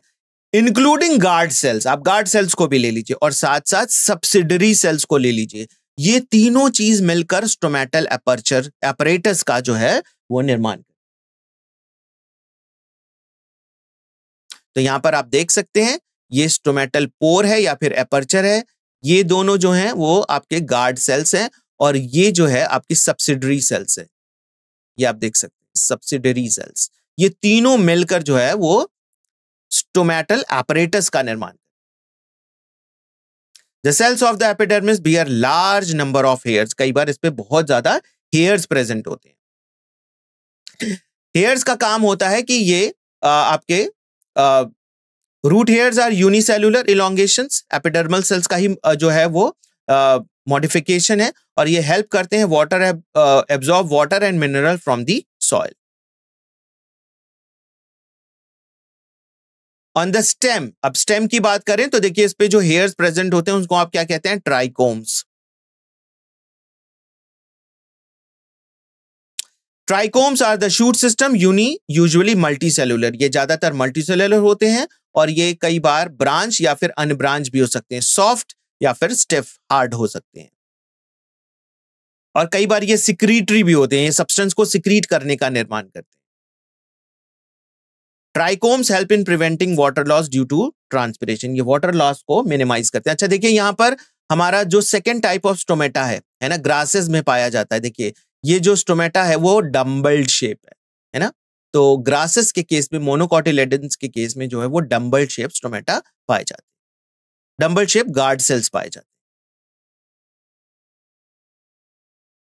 अब हम बात करेंगे ग्राउंड टिश्यू की, तो except epidermis and vascular bundle, अगर आप एपिडर्मिस और वेस्कुलर बंडल को छोड़ दीजिए तो सभी कोशिकाएं, सभी जो टिश्यू जो बच जग गई हैं वो आपकी ग्राउंड टिश्यू के अंतर्गत आती हैं। पेरेन्काइमा, कोलेन्काइमा एंड स्क्लेरेन्काइमा, है ना, ये सभी सिंपल टिश्यू हैं और parenchymatous cells are usually present in cortex, है ना, ये आपकी जो सिंपल टिश्यू की जो पेरेन्काइमा सेल्स है ये कॉर्टेक्स में प्रेजेंट होती हैं। पेरिसाइकल, पिथ, मेडुलरी रेज, इन सभी में देखिए पेरेन्काइमेटस सेल्स प्रेजेंट होती हैं। लीव्स ग्राउंड टिश्यू में आपका देखिए thin walled chloroplast containing cells होती है जिसको आप मीजोफिल कहते हैं। तो ग्राउंड टिश्यू जो है वो लीव्स के केस में मीजोफिल सेल्स के द्वारा बना हुआ होता है। अब यहां पर हम वैस्कुलर टिश्यू की बात करेंगे। वैस्कुलर सिस्टम जो है देखिए कॉम्प्लेक्स टिश्यू होता है जो कि फ्लोएम एंड जाइलम का बना होता है। दो तरीके की कोशिकाएं, और हमने बहुत डिटेल में समझाया कि फ्लोएम और जाइलम कैसे कोशिकाएं होती हैं, कैसा टिश्यू होता है उसमें, है ना, और ये सभी दोनों मिलकर जो है आपके वैस्कुलर सिस्टम का निर्माण करती है। Xylem and phloem together constitute the vascular bundle, ये इस तरीके से अरेंज होती है, आप देख सकते हैं बाहर की तरफ फ्लोएम और ये जाइलम, ये एक तरफ फ्लोएम की कोशिकाएं हैं और दूसरी तरफ जाइलम है, तो ये दोनों जब इस तरीके से अरेंज हो जाती हैं तो आप इसको कहते हैं ये वैस्कुलर बंडल है। In dicotyledonous stem cambium is present between the phloem and xylem. देखिए जब आपका कैम्बियम प्रेजेंट होता है फ्लोएम और जाइलम के बीच में तो आप कहते हैं ये open type of vascular bundle है, और जब जाइलम और फ्लोएम के बीच में कोई भी कैम्बियम की लेयर नहीं पाई जाती, एब्सेंट होती है, तब आप कहते हैं ये closed type of vascular bundle है। बहुत इंपॉर्टेंट पॉइंट है ये, right. Such vascular bundle because of the presence of cambium possess the ability to the secondary xylem। तो जो कैम्बियम जिसमें प्रेजेंट होता है वो लगातार डिवाइड होती हैं और सेकेंडरी जाइलम, सेकेंडरी फ्लोएम का निर्माण करती है, ठीक है। सो इस वजह से इसको देखिए ओपन वेस्कुलर बंडल कहा जाता है। और वहीं आपके मोनोकोटिलेडन्स के केस में कोई भी कैम्बियम प्रेजेंट नहीं होता, नो कैम्बियम इज प्रेजेंट। तो इसको आप closed type of vascular bundle कहते हैं। यहां पर किसी भी तरह का सेकेंडरी टिश्यू का निर्माण नहीं होता, सेकेंडरी ग्रोथ नहीं देखी जाती। तो मोनोकोटिलेडन्स के केस में हमें सेकेंडरी ग्रोथ देखने को नहीं मिलती है। When xylem and phloem within a vascular bundles arrange alternate manner, है ना, एक तरफ जाइलम फिर फ्लोएम, जाइलम और फ्लोएम, इस तरीके से जब अरेंजमेंट आपका वेस्कुलर बंडल में होता है तो ऐसे वेस्कुलर बंडल को आप रेडियल वेस्कुलर बंडल कहते हैं, जो कि हमें रूट्स के केस में देखने को मिलता है। और वहीं आपका जब जाइलम और फ्लोएम दोनों एक ही रेडियस पे प्रेजेंट हो, same radius of the vascular bundle, then they are called as conjoint vascular bundle. या आपको जनरली स्टेम के केस में, स्टेम और लीव्स के केस में आपको conjoint type of vascular bundle देखने को मिलता है। Conjoint vascular bundle usually have the phloem located only on the outer side of the phloem of the xylem, है ना। फ्लोएम हमेशा बाहर की तरफ प्रेजेंट होगा जाइलम के कॉन्जॉइंट वेस्कुलर बंडल के केस में। अब हम बात करेंगे डाइकोटिलेडनस रूट की। तो बाहर की तरफ एपिब्लेमा होता है, देन कॉर्टेक्स होता है, एंड देन उसके बाद एंडोडर्मिस रीजन होती है। ये एक टिपिकल डाइकोटिलेडनस रूट का स्ट्रक्चर होता है इस तरह से। और आउटर लेयर जो होती है ना, वो एपिब्लेमा कहलाती है। एपिडर्मिस यहां पर एपिब्लेमा के नाम से जानी जाती है। Many of the cells of epiblema protrude unicellular root hairs, है ना। बाहर की तरफ ये एपिब्लेमा सेल्स आउटग्रोथ निकालते हैं, जिसको रूट हेयर्स कहते हैं। Cortex consists of several layer of thin walled parenchyma cells with intercellular spaces. Cortex आपका देखिए पेरेनकाइमा सेल से बना होता है और इनके बीच में इंटरसेल्युलर स्पेसेस प्रेजेंट होते हैं। और जो आपका सबसे इनर मोस्ट लेयर होता है कॉर्टेक्स का, वो कहलाता है एंडोडर्मिस। और ये जो है ना बैरल शेप्ड होते हैं विदाउट इंटरसेल्युलर स्पेसेस, कोई भी इंटरसेल्युलर स्पेसेस नहीं प्रेजेंट होते हैं। देखिए कॉर्टेक्स में तो इंटरसेल्युलर स्पेसेस प्रेजेंट होते हैं, लेकिन आपका एंडोडर्मिस के केस में इंटरसेल्युलर स्पेसेस एब्सेंट होते हैं। और ये शेप देखिए कैसी है, barrel shape. A tangential cell wall, radial walls and endodermal cells have deposited of water deposition of water impermeable waxy material suberin in the form of Casparian strips. तो देखिए यहां पर एक वैक्सी सब्सटेंस का जो है वो डिपोजिशन होता है, जो कि वाटर इम्परमिएबल है, किस पर, एंडोडर्मिस पे, है ना। और ये आपका कैस्पेरियन स्ट्रिप्स बनाती है। अब हम बात करेंगे डाइकोटिलेडनस रूट के बारे में। तो आप देख सकते हैं ये डाइकोट रूट है। Next to the endodermis lies a few layers of thick walled parenchyma. Endodermis के ठीक नीचे कई लेयर्स की, फ्यू लेयर्स, है ना, लेयर्स होती हैं पेरेन्काइमेटस सेल्स की, जिसको आप पेरिसाइकल कहते हैं। ना इनिशिएशन ऑफ लेटरल रूट्स, जो लेटरल रूट्स होती हैं वो देखिए पेरिसाइकल से ही बनती हैं, है ना। सेकेंडरी ग्रोथ के द्वारा जो है वो कैम्बियम आपके लेटरल रूट्स बनाता है और वो पेरिसाइकल से निकलती है। So the pith is small and inconspicuous. इसका जो पिथ रीजन है सेंटर में आप देख सकते हैं बहुत छोटा है और इनकॉन्स्पिक्यूस है। Conjunctive tissue. Now the parenchymatous cells which lie between the xylem and phloem. आप देख सकते हैं xylem और phloem के बीच में जो आपके parenchymatous cells होती हैं उसको आप conjunctive tissue कहते हैं। And they are usually 2 to 4 xylem and phloem patches. आप देख सकते हैं 1, 2, 3, 4 पैचेस आपको देखने को मिल रहे हैं। Cambium ring develops between the xylem and the phloem, और दोनों के बीच में, जाइलम और फ्लोएम के बीच में आपको कैम्बियम रिंग देखने को मिलती है। All tissue on the inner side of the endodermis, अंदर एंडोडर्मिस से अंदर क्या क्या चीजें हैं, पेरिसाइकल है, वेस्कुलर बंडल्स है, पिथ है, ये सभी चीज मिलकर स्टील का निर्माण करती हैं। That is called as stele. तो क्वेश्चन इस पे आ सकता है आपका कि एंडोडर्मिस से अंदर की सारी चीजें, है ना, पेरिसाइकल, वेस्कुलर बंडल और आपका पिथ वाला रीजन, सेंटर में जो ये रीजन होता है वो पिथ कहलाता है, ये तीनों मिलकर स्टील का निर्माण करते हैं। अब हम बात करेंगे मोनोकोटिलेडनस रूट की। So anatomy of monocot root similar to the dicot in many respect, बहुत रिस्पेक्ट में दोनों बिल्कुल सिमिलर जैसे होते हैं। यहां पर भी आपको एपिडर्मिस, कॉर्टेक्स, एंडोडर्मिस, पेरिसाइकल और वैस्कुलर बंडल और पिथ जैसी चीजें देखने को मिलती हैं। कंपेयर टू द डाइकॉट आप देख सकते हैं xylem has a favour xylem bundle, dicot में कम थे, 4 ही थे, जबकि यहां पर देखिए पॉली आर्च है 1 2 3 4 5 6 7 8 and that is why usually more than 6 polyarch and xylem bundles in the monocot root. आप रूट में देख सकते हैं वहां पर 4 ही थे और यहां पर 6 से ज्यादा है, तो ये एक डिफरेंस है हमारा। Pith is large and well developed, वहां पर पिथ जो है वो छोटा था, स्मॉल था और इनकॉन्स्पिक्यूअस था, यहां पर लार्ज और वेल डेवलप्ड है, ये भी दूसरा डिफरेंस है। Monocotyledonous root do not undergo any secondary growth, और यहां पर कोई भी जो है वो सेकेंडरी ग्रोथ हमें देखने को नहीं मिलता है मोनोकॉट के केस में।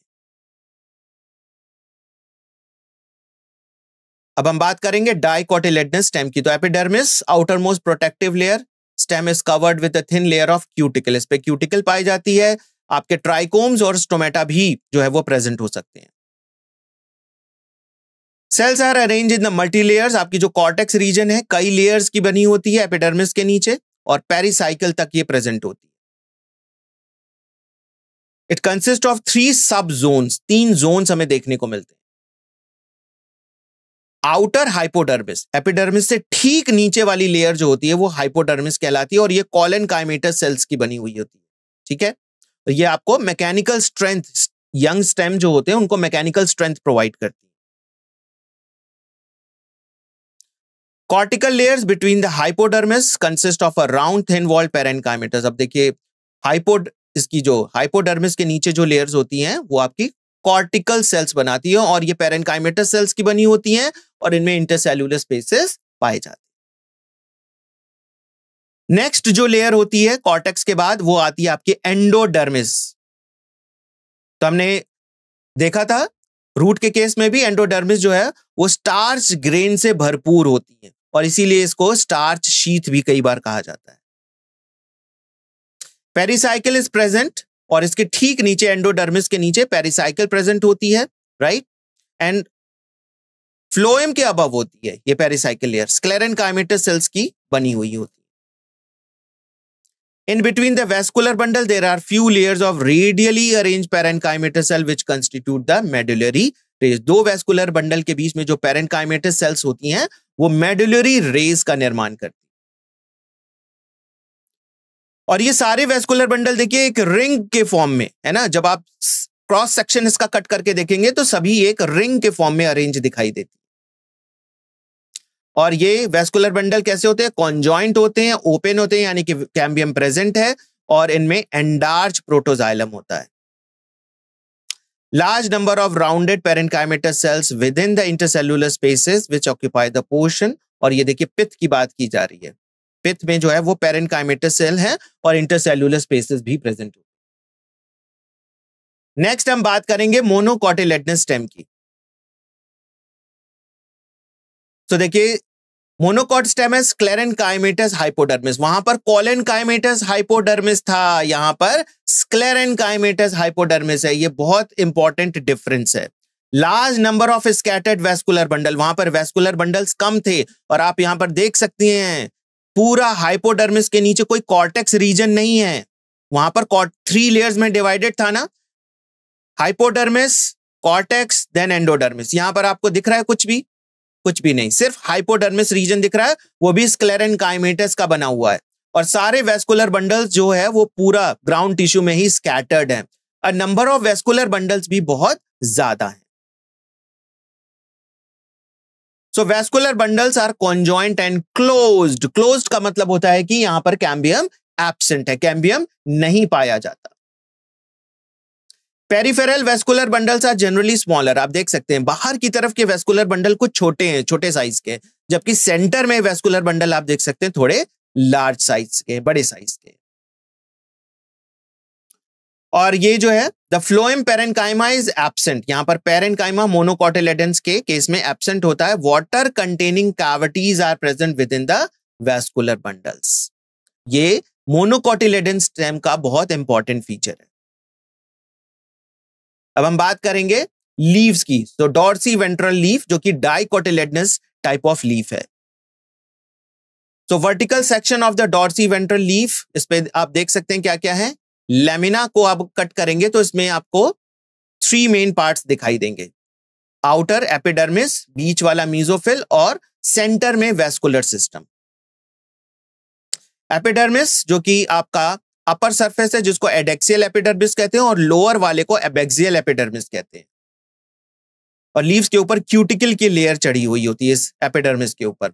Abaxial epidermis generally bear the more stomata than the adaxial, यानी कि जो नीचे वाला सरफेस है वहां पर स्टोमेटा ज्यादा प्रेजेंट होते हैं, है ना, क्योंकि सनलाइट ऊपर आती है तो वाटर पूरा इवापोरेट कर जाएगा, तो उसको बचाने के लिए ज्यादा स्टोमेटा जो है वो लोअर सरफेस पे प्रेजेंट होते हैं।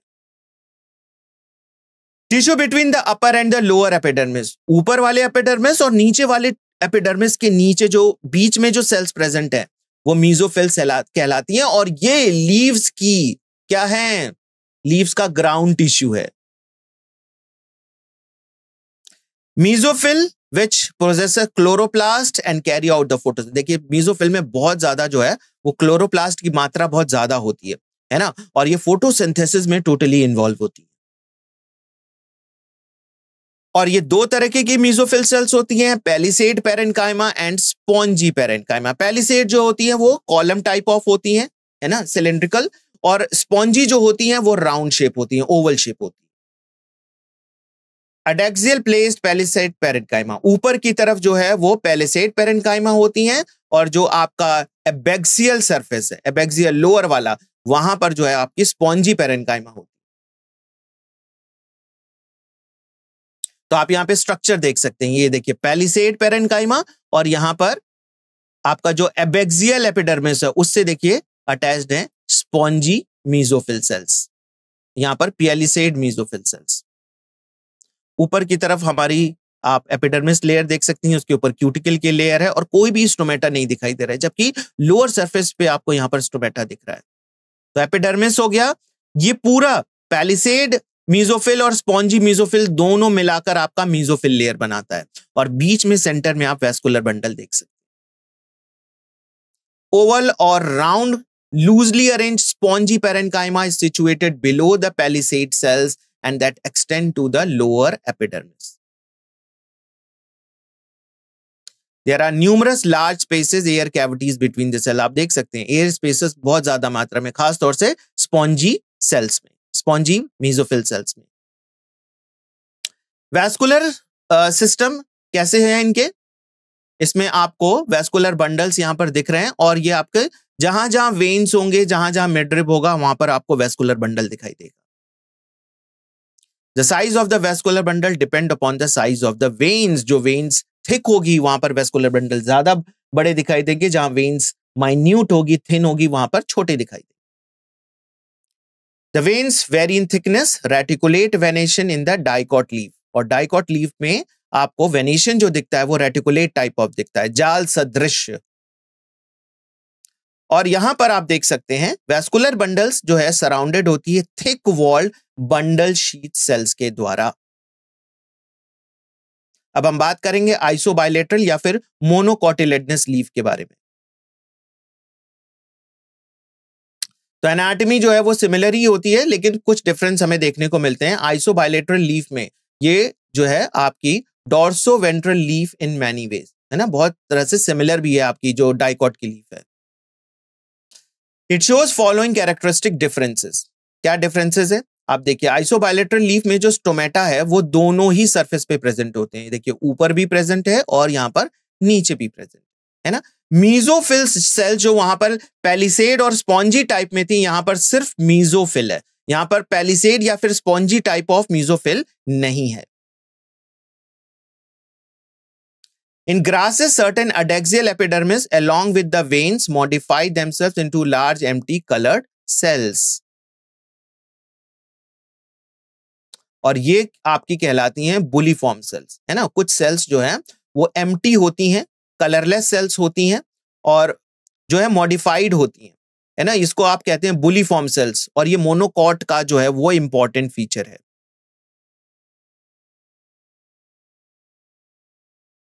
बोलीफॉर्म सेल्स का क्या काम है? जब ये वाटर एब्जॉर्ब कर लेती हैं तो ये टर्जिड हो जाती हैं और लीफ के सरफेस को एक्सपोज्ड कर देती हैं।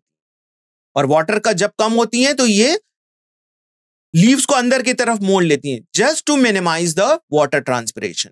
वाटर ट्रांसपिरेशन ना हो प्लांट से, इसलिए ये इस तरीके से लीव्स को जो है वो कभी एक्सपोज करती हैं, कभी उसको सिकोड़ कर रख लेती हैं, अपनी तरफ खींच लेती हैं।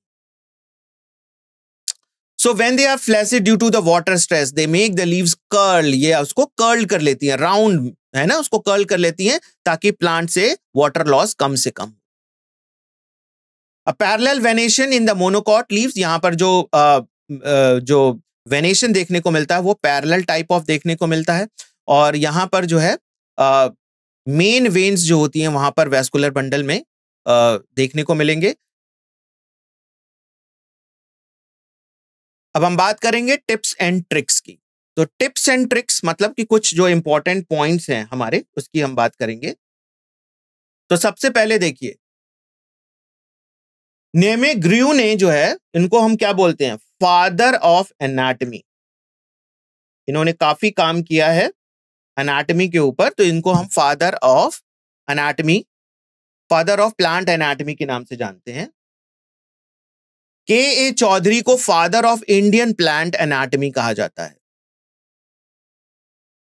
लॉन्गेस्ट फाइबर जो है वो आपका बोमेरिया निविया, ये एक प्लांट है ना, वो देखिए कितना बड़ा है, 55 सेंटीमीटर का होता है। प्लांट किंगडम, हार्डेस्ट सीड जो है वो देखिए निलंबो का होता है, लोटस का होता है, जो उसकी सीड होती है वो सबसे हार्डेस्ट होती है लोटस की। यूजुअली बॉर्डर्ड पिट्स पाए जाते हैं ट्रैकीड्स के वॉल्स में, एंड वॉल्स पर। और मैक्सिमम बॉर्डर्ड पिट्स जो होते हैं वो आपके जिम्नोस्पर्म्स के ट्रैकीड्स के केस में देखने को मिलते हैं, क्योंकि वहां पर वेसल्स तो एब्सेंट होते हैं। मैक्सिमम डिपोजिशन ऑफ लिग्निन जो है वो आपको पिटेड टाइप ऑफ थिकनिंग में देखने को मिलता है। एनुलर और spiral type of thickening lignin की जो है वो आपको प्रोटोजाइलम, जो फर्स्ट फॉर्म जाइलम है ना, उसमें देखने को मिलता है।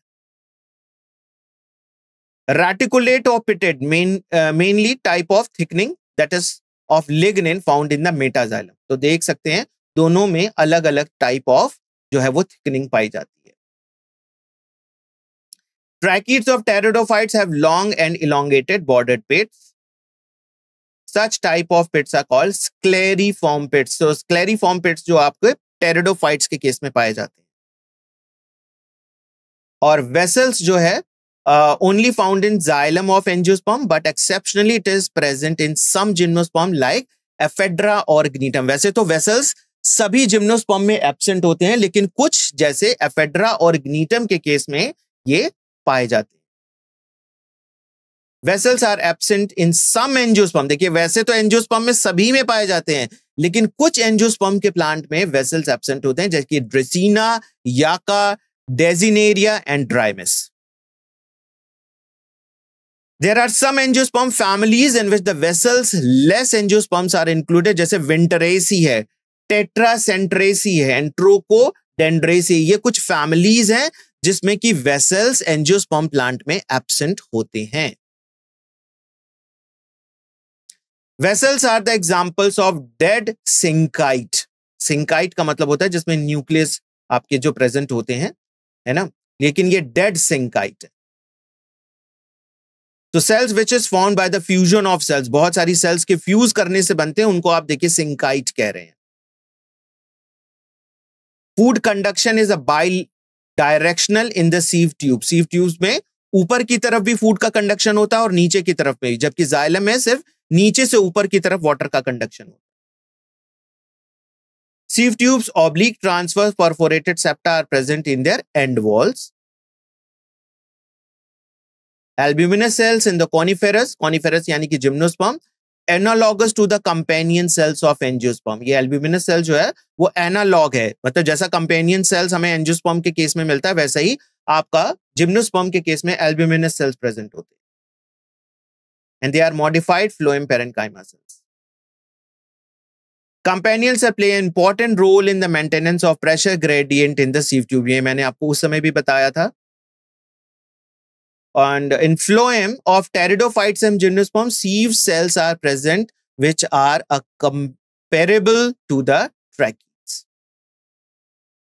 Oil glands which secrete volatile oils called osmophores. Osmophores are developed fragrance in the flower. तो osmophores जो है वो कुछ oil glands होते हैं जो कि फ्लावर में प्रेजेंट होते हैं और उनसे आपको फ्लावर की फ्रेग्रेंस आती है. And sometime in some grasses, जैसे कि wheat के केस में, central portion of the ground tissue becomes hollow and it is called pith cavity. So this is all about today's theory part. अभी theory part हमारा complete हो गया. अब हम देखेंगे हमारे नीट में कुछ P wise Q questions का. नीट में previous years question को हम यहाँ पर डिस्कस करेंगे. तो चलिए अब हम देखते हैं हमारे इस particular chapter anatomy of flowering plants में कुछ प्रीवियस ईयर्स में जो नीट के क्वेश्चंस हैं उनको हम यहां पर डिस्कस करते हैं. तो देखिए हमारे पास यहां पर सबसे पहला प्रश्न आया है, specialised epidermal cells surrounding the guard cells are called. Guard cells को जो पर्टिकुलर सेल्स जो है सराउंड करती हैं वो एक special type of epidermal cells हैं, उनको हम क्या कहते हैं. ऑप्शंस जो हमारे इस प्रश्न के लिए हैं वो इस प्रकार हैं. A complementary cells, B subsidiary cells, C bulliform cells and D lenticels. तो यहां पर कुछ आंसर्स आपको देने हैं, आप इसका आंसर दीजिए फिर हम देखते हैं इसका क्या करेक्ट आंसर आता है.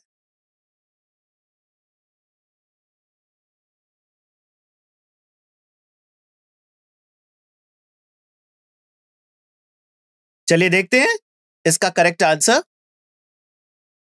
तो ये हमारा प्रश्न था कि specialised epidermal cells surrounding the guard cells, guard cells को सराउंड करने वाले स्पेशल सेल को हम क्या नाम देते हैं. हमने थ्योरी में भी डिस्कस किया था और बहुत सारे आंसर्स आ चुके हैं. Very good. सब्सिडरी सेल्स, तो बी सब्सिडरी सेल्स ये इसका करेक्ट आंसर है. तो थ्योरी जब हम डिस्कस कर रहे थे हमने वहां पे भी डिस्कस किया था कि जो सब्सिडरी सेल्स होती हैं वो गार्ड सेल को सराउंड करती, राइट. इसका explanation, specialised epidermal cells surrounding the guard cells are known as subsidiary, या फिर कई बार एग्जामिनेशन में इसको एक्सेसरी सेल्स के नाम से भी पूछा जा सकता है. तो दोनों नेम आपको याद रहने चाहिए, सब्सिडरी सेल्स या फिर एक्सेसरी सेल्स. अच्छा, ये हमारा स्टोमेटल अपर्चर, स्टोमेटल अपर्चर एक टर्म आया था, आपको याद रखना है. Guard cells, stomatal pore and subsidiary cells, ये तीनों मिलकर जो है वो आपका स्टोमेटल अपर्चर का निर्माण करती हैं. ये भी बहुत इंपॉर्टेंट है. चलिए बढ़ते हैं हम अपने अगले प्रश्न की तरफ. अगला प्रश्न हमारा, root hairs develops from the region of, root hairs किस रीजन से डेवलप होती हैं. ऑप्शंस इस प्रकार हैं. A elongation, B root cap, C meristematic activity and D maturation. So आप इस प्रश्न का उत्तर दीजिए फिर हम देखते हैं इसका करेक्ट आंसर.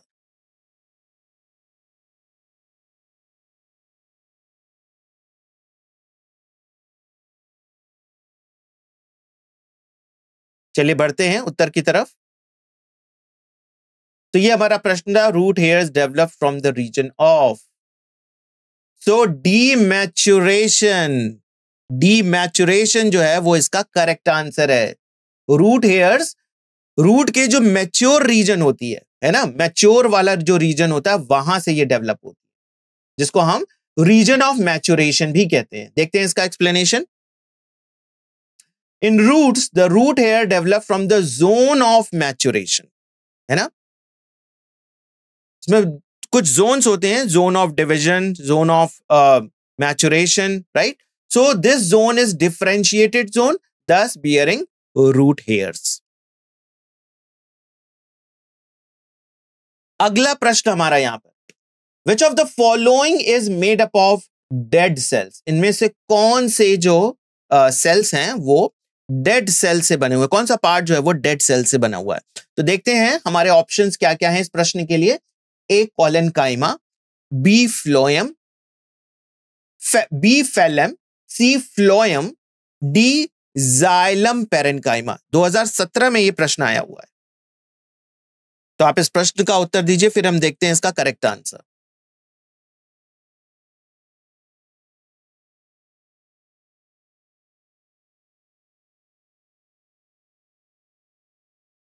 तो बढ़ते हैं इस प्रश्न के उत्तर की तरफ। तो विच of the following is made up of dead cells? कौन सा इसमें जो हमारा ऑप्शन था जो कि डेड सेल से बना हुआ है, ये हमारा प्रश्न था। और देखिए इसका आंसर है बी फेलम। हालांकि अब ये पार्ट जो है हमारे एनसीईआरटी से हटा दिया गया है और नीट के सिलेबस में भी नहीं है, क्योंकि 2017 का ये प्रश्न है। बट बाकी क्वेश्चन, बाकी जो ऑप्शंस थे, आपको पता है कि उसमें कोई ना कोई पार्ट जो है वो लिविंग होता ही है। बट फेलम जो है उसमें, फेलम क्या है? फेलम आपका जो कॉर्क वाला जो रीजन होता है ना वो, और उसमें डेड सेल्स प्रेजेंट होते हैं, right? So the cork cambium undergoes pericranial division and cuts off thick-walled suberized dead cells towards outer side. बाहर की तरफ जो है वो डेड सेल्स बनाती हैं, है ना? कॉर्क कैम्बियम जो है डिवाइड होती है, अंदर की तरफ भी सेल्स बनाती हैं, बाहर की तरफ भी सेल्स बनाती हैं। जो बाहर की तरफ सेल्स बनाती हैं वो कैसी हैं? सुबेराइज्ड डेड सेल्स हैं। And they goes toward outside, जिसको आप कहते हैं phellem cork, and it cuts off thin walled living cells, है ना? फेलोडर्म इनर साइड, अंदर की तरफ सेल्स लिविंग होती है और बाहर की तरफ सेल्स डेड होती है। जो बाहर की तरफ जो डेड सेल्स हैं उसको आप फेलम या फिर कॉर्क सेल्स के नेम से जानते हैं, right? So this B phellem is the correct answer. अगला प्रश्न हमारा यहां पे, which of the following facilitates the opening of stomatal aperture? क्या चीज जो है वो हमारे स्टोमेटल अपर्चर को फैसिलिटेट कर रही है कि वो ओपन हो जाए? ऑप्शंस हमारे इस प्रकार हैं। A, decrease in turgidity of guard cells. B option, radial orientation of cellulose microfibrils in the cell wall of guard cells. Option C, longitudinal orientation of cellulose microfibrils in the cell wall of guard cells, and option D, contraction of outer wall of guard cells. इस प्रश्न को आप solve करिए, फिर हम देखते हैं इसका करेक्ट आंसर।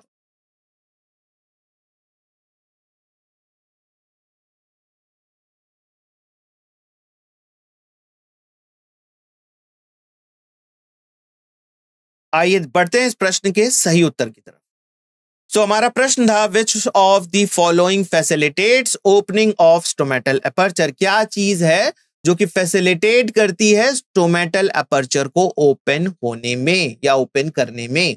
तो देखिए हमारा ऑप्शन बी वाला करेक्ट है, radial orientation of cellulose microfibrils in the cell wall of guard cells. Radial arrangement है, सेल्यूलोज की जो माइक्रोफाइब्रिल्स हैं यहां पर रेडियल ओरिएंटेशन में, रेडियल इनका अरेंजमेंट है, और जब ये खिंचती हैं, जब ये माइक्रोफाइब्रिल्स खिंचती हैं तो आपके स्टोमेटल अपर्चर को ओपन करने में हेल्प करती है, राइट? देखते हैं इसका explanation. Cellulose microfibrils are arrange radially rather than longitudinally. यहां पर लॉन्जिट्यूडनल अरेंजमेंट नहीं है, यहां पर रेडियल अरेंजमेंट है माइक्रोफाइब्रिल्स का सेल्यूलोज के, and which make it easy for the stomata to open.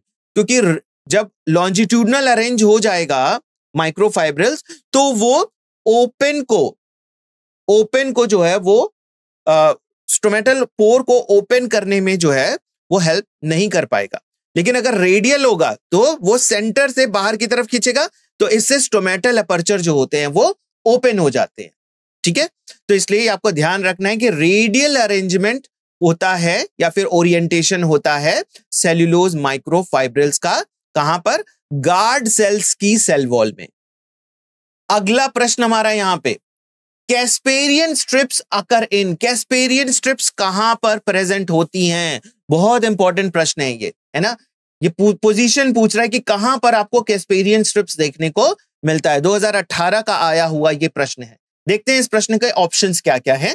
पहला ऑप्शन ए, एपिडर्मिस, यानी कि कैस्पेरियन स्ट्रिप एपिडर्मिस में प्रेजेंट होती है। B, pericycle.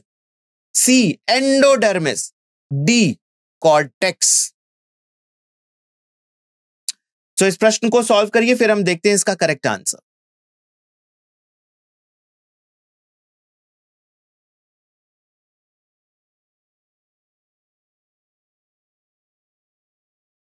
आइए बढ़ते हैं इस प्रश्न के सही उत्तर की तरफ।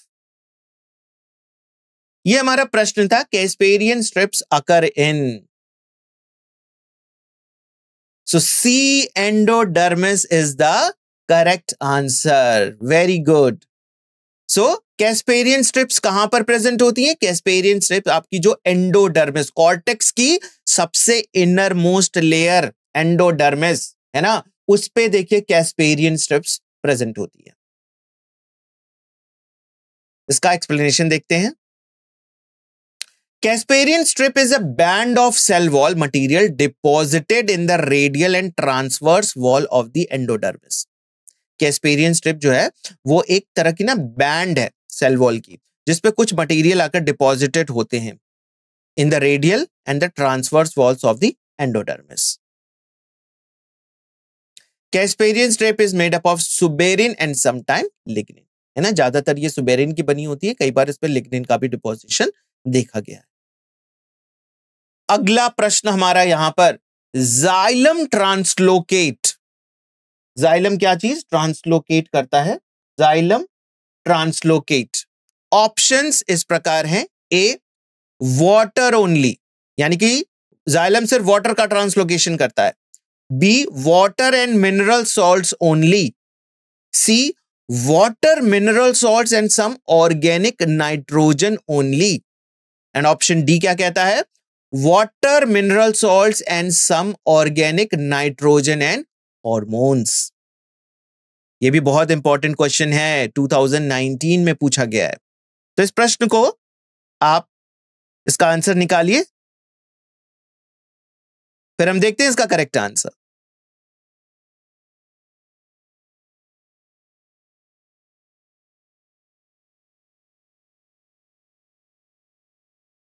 आइए बढ़ते हैं इस प्रश्न के सही उत्तर की तरफ.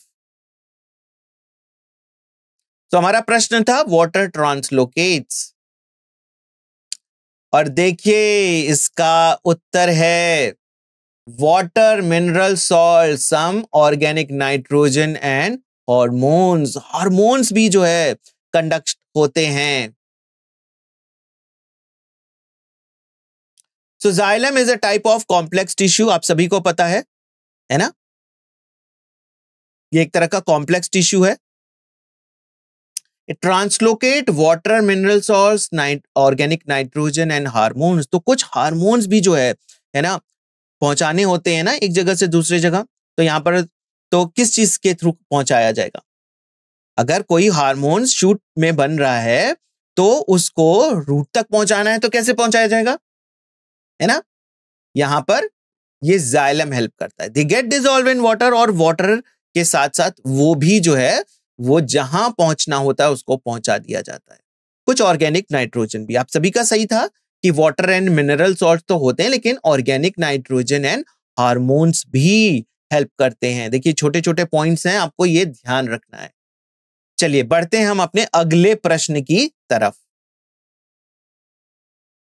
अगला प्रश्न हमारा स्क्रीन पे, regeneration of damaged growing grass following grazing is largely due to.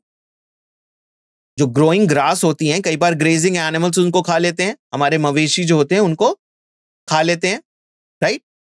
सो इसको रीजेनरेट करना है. तो इसके ऑप्शंस देखिए क्या क्या है. A, secondary meristem. B, lateral meristem. C, apical meristem. And D, intercalary meristem. इस प्रश्न का उत्तर दीजिए, फिर हम देखते हैं इसका करेक्ट आंसर.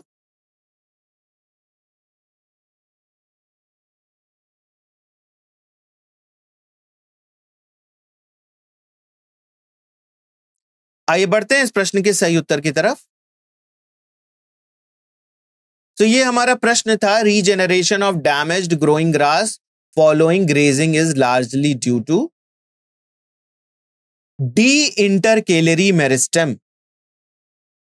ये हमारा सही ऑप्शन है। इंटरकेलरी मेरिस्टेम जो होते हैं वो रीजेनरेट करते हैं। जैसे प्लांट्स ने कुछ लीव्स खा लिए ना, अब बिल्कुल लगेगा कि अब तो लीव्स ही नहीं है, जो ग्रेजिंग एनिमल्स है प्लांट्स के लीव्स खा लिए, तो क्या होगा कि इंटरकेलरी मेरिस्टेम जो प्रेजेंट होगी ना, वहां से नए लीव्स निकलना शुरू हो जाएंगे, right.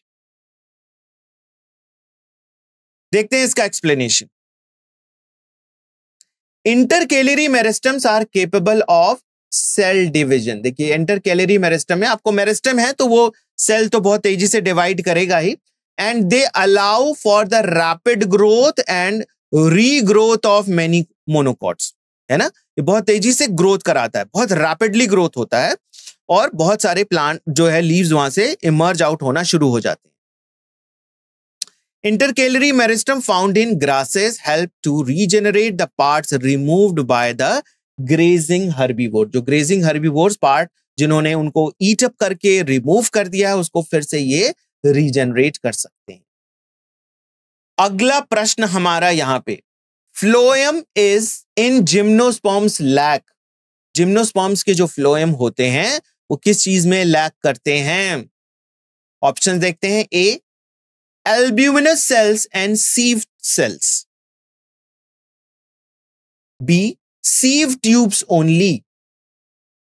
Option C, companion cells only. D, both sieve tubes and companion cells. आप इस प्रश्न का उत्तर दीजिए, फिर हम देखते हैं इसका करेक्ट आंसर।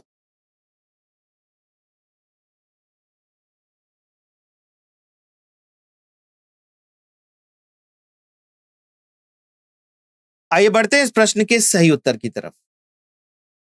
तो हमारा प्रश्न था, फ्लोएम इन जिम्नोस्पर्म्स लैक, और डी ऑप्शन बिल्कुल करेक्ट है। दोनों तरीके की कोशिकाएं, वो sieve tubes and companion cells दोनों एब्सेंट होते हैं और उसकी जगह एल्ब्यूमिनस सेल्स पाए जाते हैं, राइट। एक्सप्लेनेशन देखते हैं।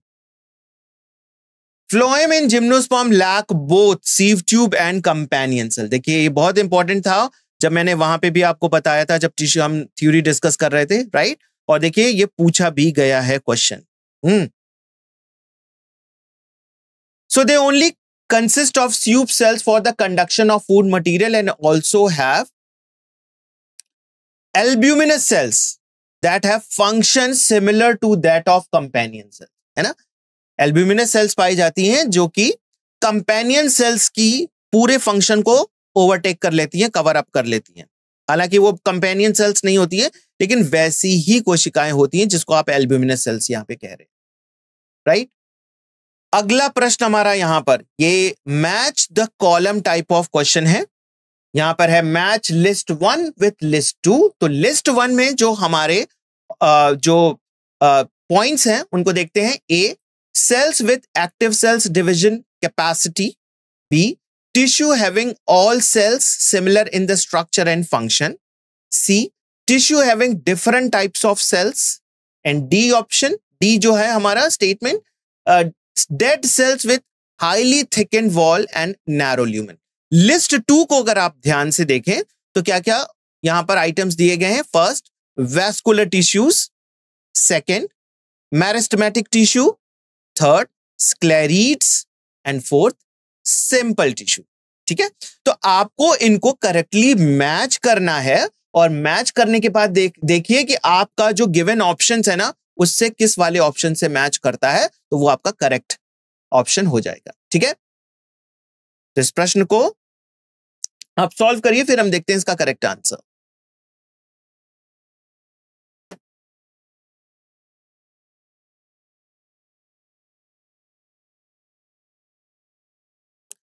आइए बढ़ते हैं इस प्रश्न के सही उत्तर की तरफ।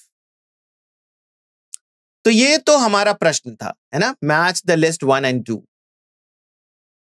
और देखिए बी ऑप्शन बिल्कुल करेक्ट है। ए को मैच किया गया 2 से।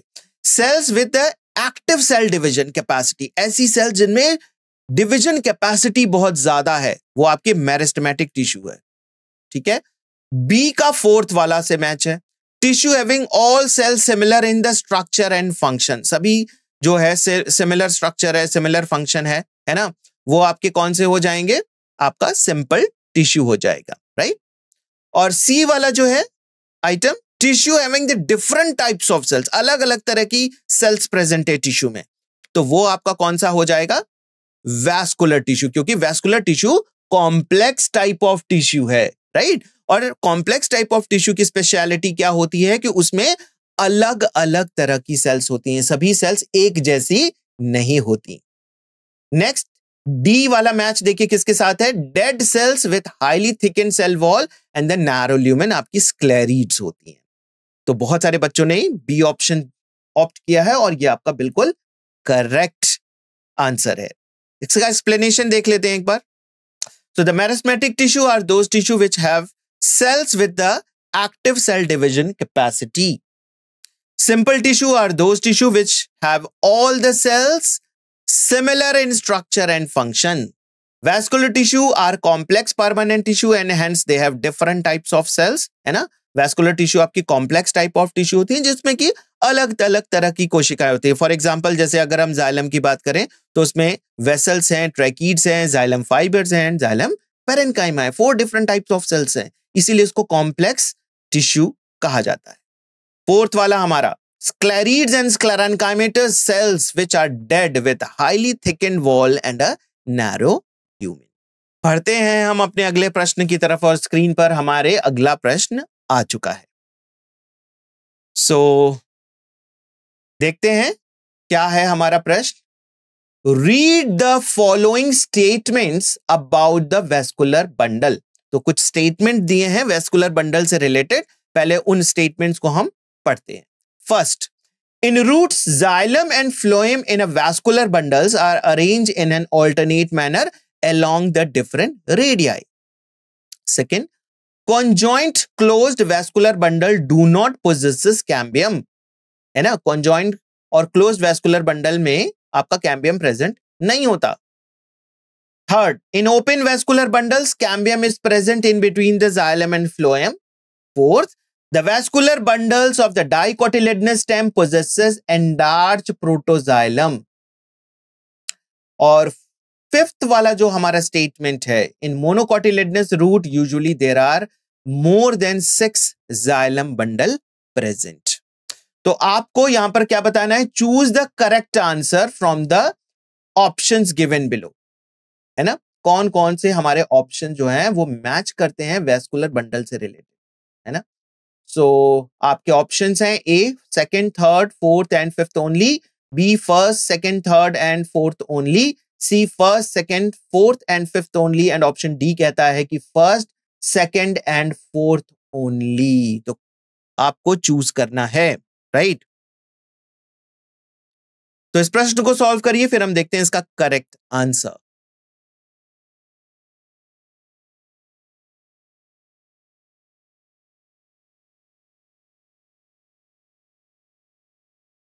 आइए बढ़ते हैं इस प्रश्न के सही उत्तर की तरफ।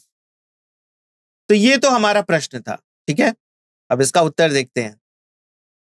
देखिए उत्तर है हमारा बी वाला option, first, second, third and fourth. Statement first is correct. Root vascular bundles have alternating xylem and phloem. Root के जो वेस्कुलर बंडल्स होते हैं उसमें आपको ऑल्टरनेट, एक तरफ जाइलम मिलेगा और फिर फ्लोएम मिलेगा। स्टेटमेंट 2 भी हमारा करेक्ट है। Closed bundles lack cambium. Closed vascular bundles में कैम्बियम एब्सेंट होता है। ओपन जो होता है लिखा हुआ, ओपन वेस्कुलर बंडल यानी कि वहां पर कैम्बियम प्रेजेंट है। Statement third is correct. Open bundles have the cambium between xylem and phloem. Statement fourth is also correct. Dicot stem have enlarged protoxylem. Fifth is incorrect. Monocot root typically have fewer than 6 xylem bundle, usually 4 to 6. अब हमारा यहां पर अगला प्रश्न आ चुका है, right. और ये भी हमारा स्टेटमेंट टाइप ऑफ क्वेश्चन है, राइट? Statement 1 and 2। देखिए statement type of question examination में बहुत तरीके के आते हैं, मल्टीपल स्टेटमेंट आते हैं, है ना? और जैसे अभी पिछला प्रश्न था हमारा कि एक ही टॉपिक से रिलेटेड बहुत सारे प्रश्न दे देगा, या फिर अलग अलग टॉपिक से रिलेटेड प्रश्न भी हो सकते हैं और इनकरेक्ट और करेक्ट पूछ सकता है, राइट? एक हमारा ये स्टेटमेंट 1 एंड 2 टाइप होता है और एक हमारा असर्शन रीजन वाला भी होता है। तो बहुत अच्छे से प्रैक्टिस करिए, है ना? चलिए देखते हैं इस प्रश्न को। Statement 1, endarch and exarch are the terms often used for describing the position of secondary xylem in the plant body. Statement 2, exarch condition is the most common feature of the root system.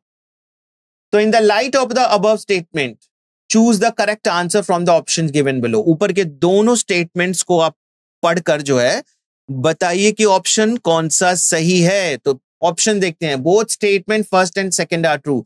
दोनों statement सही है।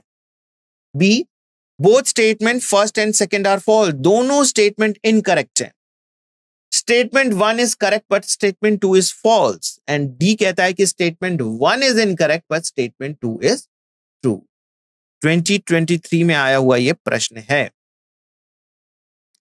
इस प्रश्न को आप solve करिए, फिर हम देखते हैं इसका करेक्ट आंसर।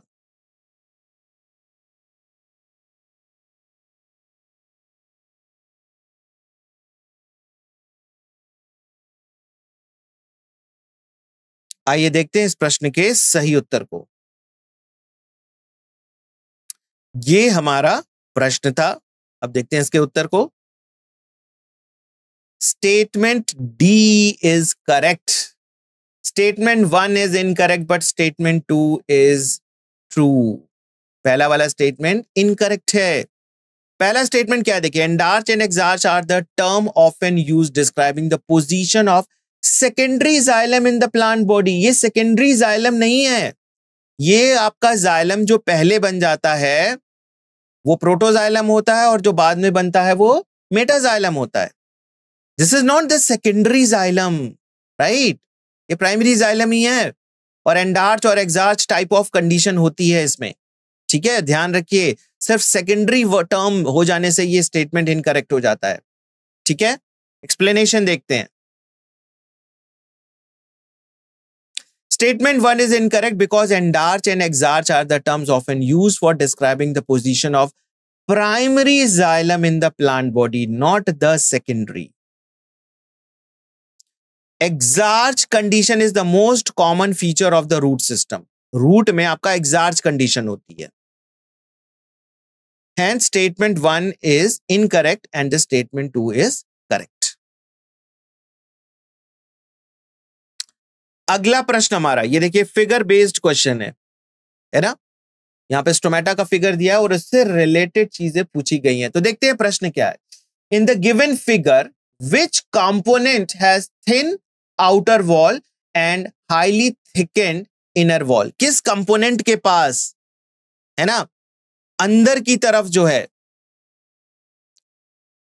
वो थिक वॉल है और बाहर की तरफ थिन वॉल है? किस कंपोनेंट में? कंपोनेंट ए में कि कंपोनेंट बी में कि कंपोनेंट सी में कि कंपोनेंट डी में?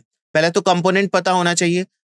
चलिए मैं बता देता हूं। कंपोनेंट ए एपिडर्मिस है, कंपोनेंट बी सब्सिडरी सेल्स है, कंपोनेंट सी आपका गार्ड सेल्स है और डी जो है वो आपका स्टोमेटल अपर्चर है, ठीक है? ऑप्शंस है ए सी, बी का डी है और सी का ए है और डी का बी है। आप इस प्रश्न को सॉल्व करिए, फिर हम देखते हैं इसका करेक्ट आंसर।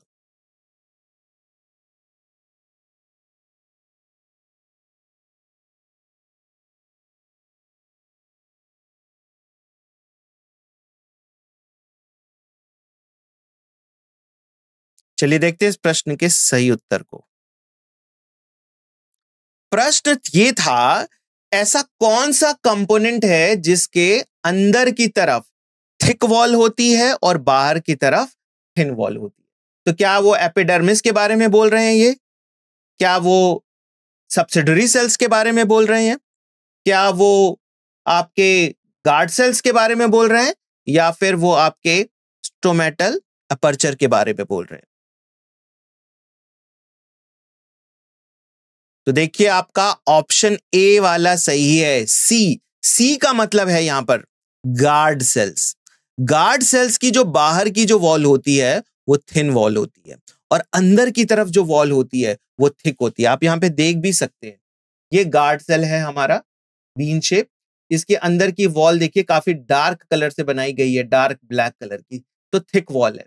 और यहां पर आउटर वॉल उसकी काफी थिन है, लाइट कलर, है ना।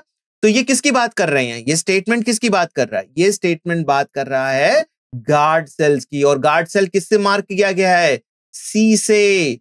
और सी किस में दिया गया है, ऑप्शन ए। बहुत ऐसे प्रश्न देखिए कि बहुत इजी होते हैं लेकिन थोड़े कंफ्यूजिंग होते हैं, है ना।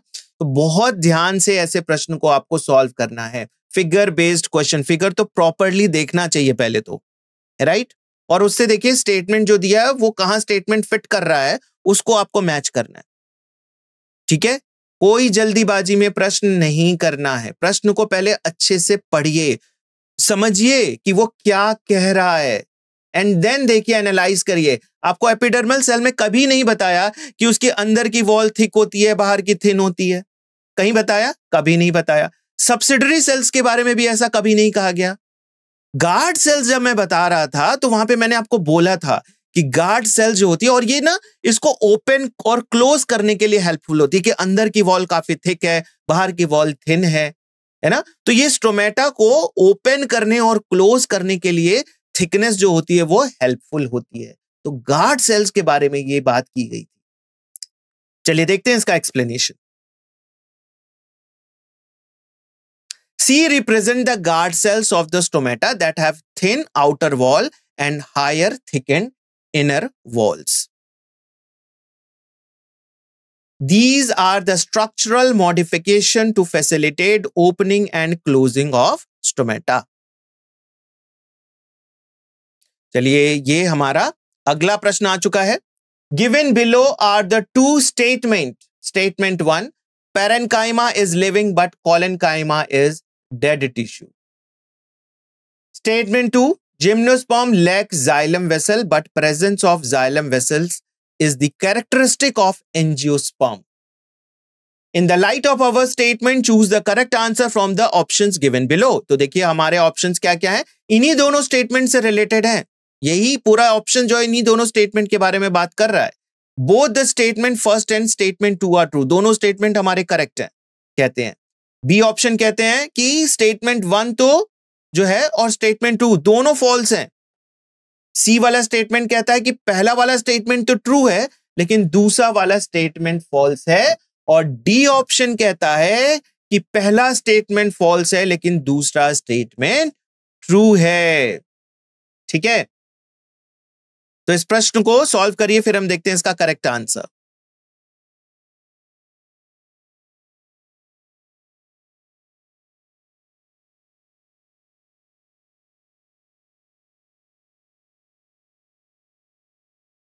आइए बढ़ते हैं इस प्रश्न के सही उत्तर की तरफ। तो देखिए ये तो हमारा प्रश्न की पहला स्टेटमेंट था, parenchyma is living but collenchyma is dead tissue. Gymnosperm lack xylem vessel but the presence of xylem vessel is the characteristic of angiosperm, ठीक है। अब ये रहा इसका उत्तर D, statement 1 is false but statement 2 is true. Parenchyma living cells है, yes, parenchyma आपका living cell है। कोलेन्काइमा डेड टिश्यू नहीं है, कोलेन्काइमा भी लिविंग सेल्स है। जब मैं पेरेन्काइमा, कोलेन्काइमा, स्क्लेरेन्काइमा मैंने बताया था तो मैंने बोला था पेरेन्काइमा लिविंग है, कोलेन्काइमा लिविंग है, लेकिन स्क्लेरेन्काइमा, क्योंकि स्क्लेरेन्काइमा का प्रोटोप्लास्ट जो है वो ड्राई कर जाता है ना, ड्राई हो जाता है, न्यूक्लियस खत्म, साइटोप्लाज्म खत्म, ऑर्गेनल्स खत्म और अंदर हॉलो ल्यूमेन हो जाती है, तो वो तो डेड है स्क्लेरेन्काइमा। लेकिन कोलेन्काइमा के बारे में ना ऐसा हमारे टेक्स्ट में कहीं लिखा हुआ था और ना ही मैंने आपको बताया था। कोलेन्काइमा इसमें जो है सॉरी सब्सटेंस का डिपोजिशन होता है, इंटरसेलुलर स्पेसेस नहीं पाए जाते, लेकिन साइटोप्लाज्म है, न्यूक्लियस है, ये लिविंग है ना। तो ये वाला स्टेटमेंट इनकरेक्ट हो जाता है। देखिए स्टेटमेंट ट्रू बिल्कुल सही है। जिम्नोस्पर्म के केस में आपके वेसल्स नहीं पाए जाते, कुछ एक्सेप्शन है, एफेड्रा और ग्नीटम है, लेकिन वो आपके बुक में मेंशन भी नहीं है। तो आप यही जानिए कि जिम्नोस्पर्म के केस में जो है वो जाइलम वेसल्स जो है वो नहीं पाया जाता, लेकिन वेसल्स का एंजियोस्पर्म्स के केस में पाया जाना, ये एंजियोस्पर्म का बहुत इंपॉर्टेंट कैरेक्टरिस्टिक्स है। ठीक है ना? तो ये वाला स्टेटमेंट हमारा ट्रू हो जाता है और यही हमारा आपका जो है वो करेक्ट आंसर है। बहुत ध्यान से, स्टेटमेंट बेस्ड क्वेश्चन में बच्चे बहुत गलतियां करते हैं, क्योंकि वहां पर सिर्फ कई बार बहुत सारे स्टेटमेंट होते हैं, कई बार सिर्फ 2 ही स्टेटमेंट होते हैं, लेकिन जो ऑप्शन होता है, पहला सही है दूसरा गलत है, या दूसरा गलत है पहला सही है, या दोनों सही है दोनों गलत है, ये बहुत कंफ्यूजिंग है। तो आपको बिल्कुल पहले स्टेटमेंट को पढ़िए और वो देखिए कि सही है या गलत, दूसरे पे जाइए ही मत, है ना?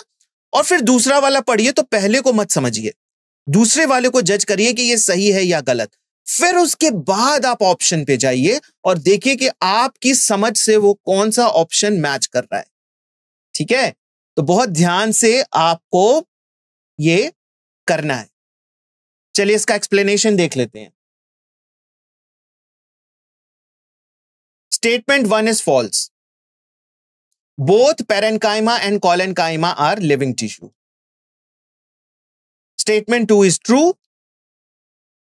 Gymnosperm have tracheids but no vessels. And angiosperms have both tracheids and vessels in their xylem. Okay? तो आज का हमारा ये सेशन यहीं पर समाप्त होता है। If you have any doubts, हमारे डाउट सेशन पे आप आ सकते हैं। और दूसरा, आपका अभी केमिस्ट्री की क्लास होगी, सो हमारे साथ बने रहिए। ठीक है?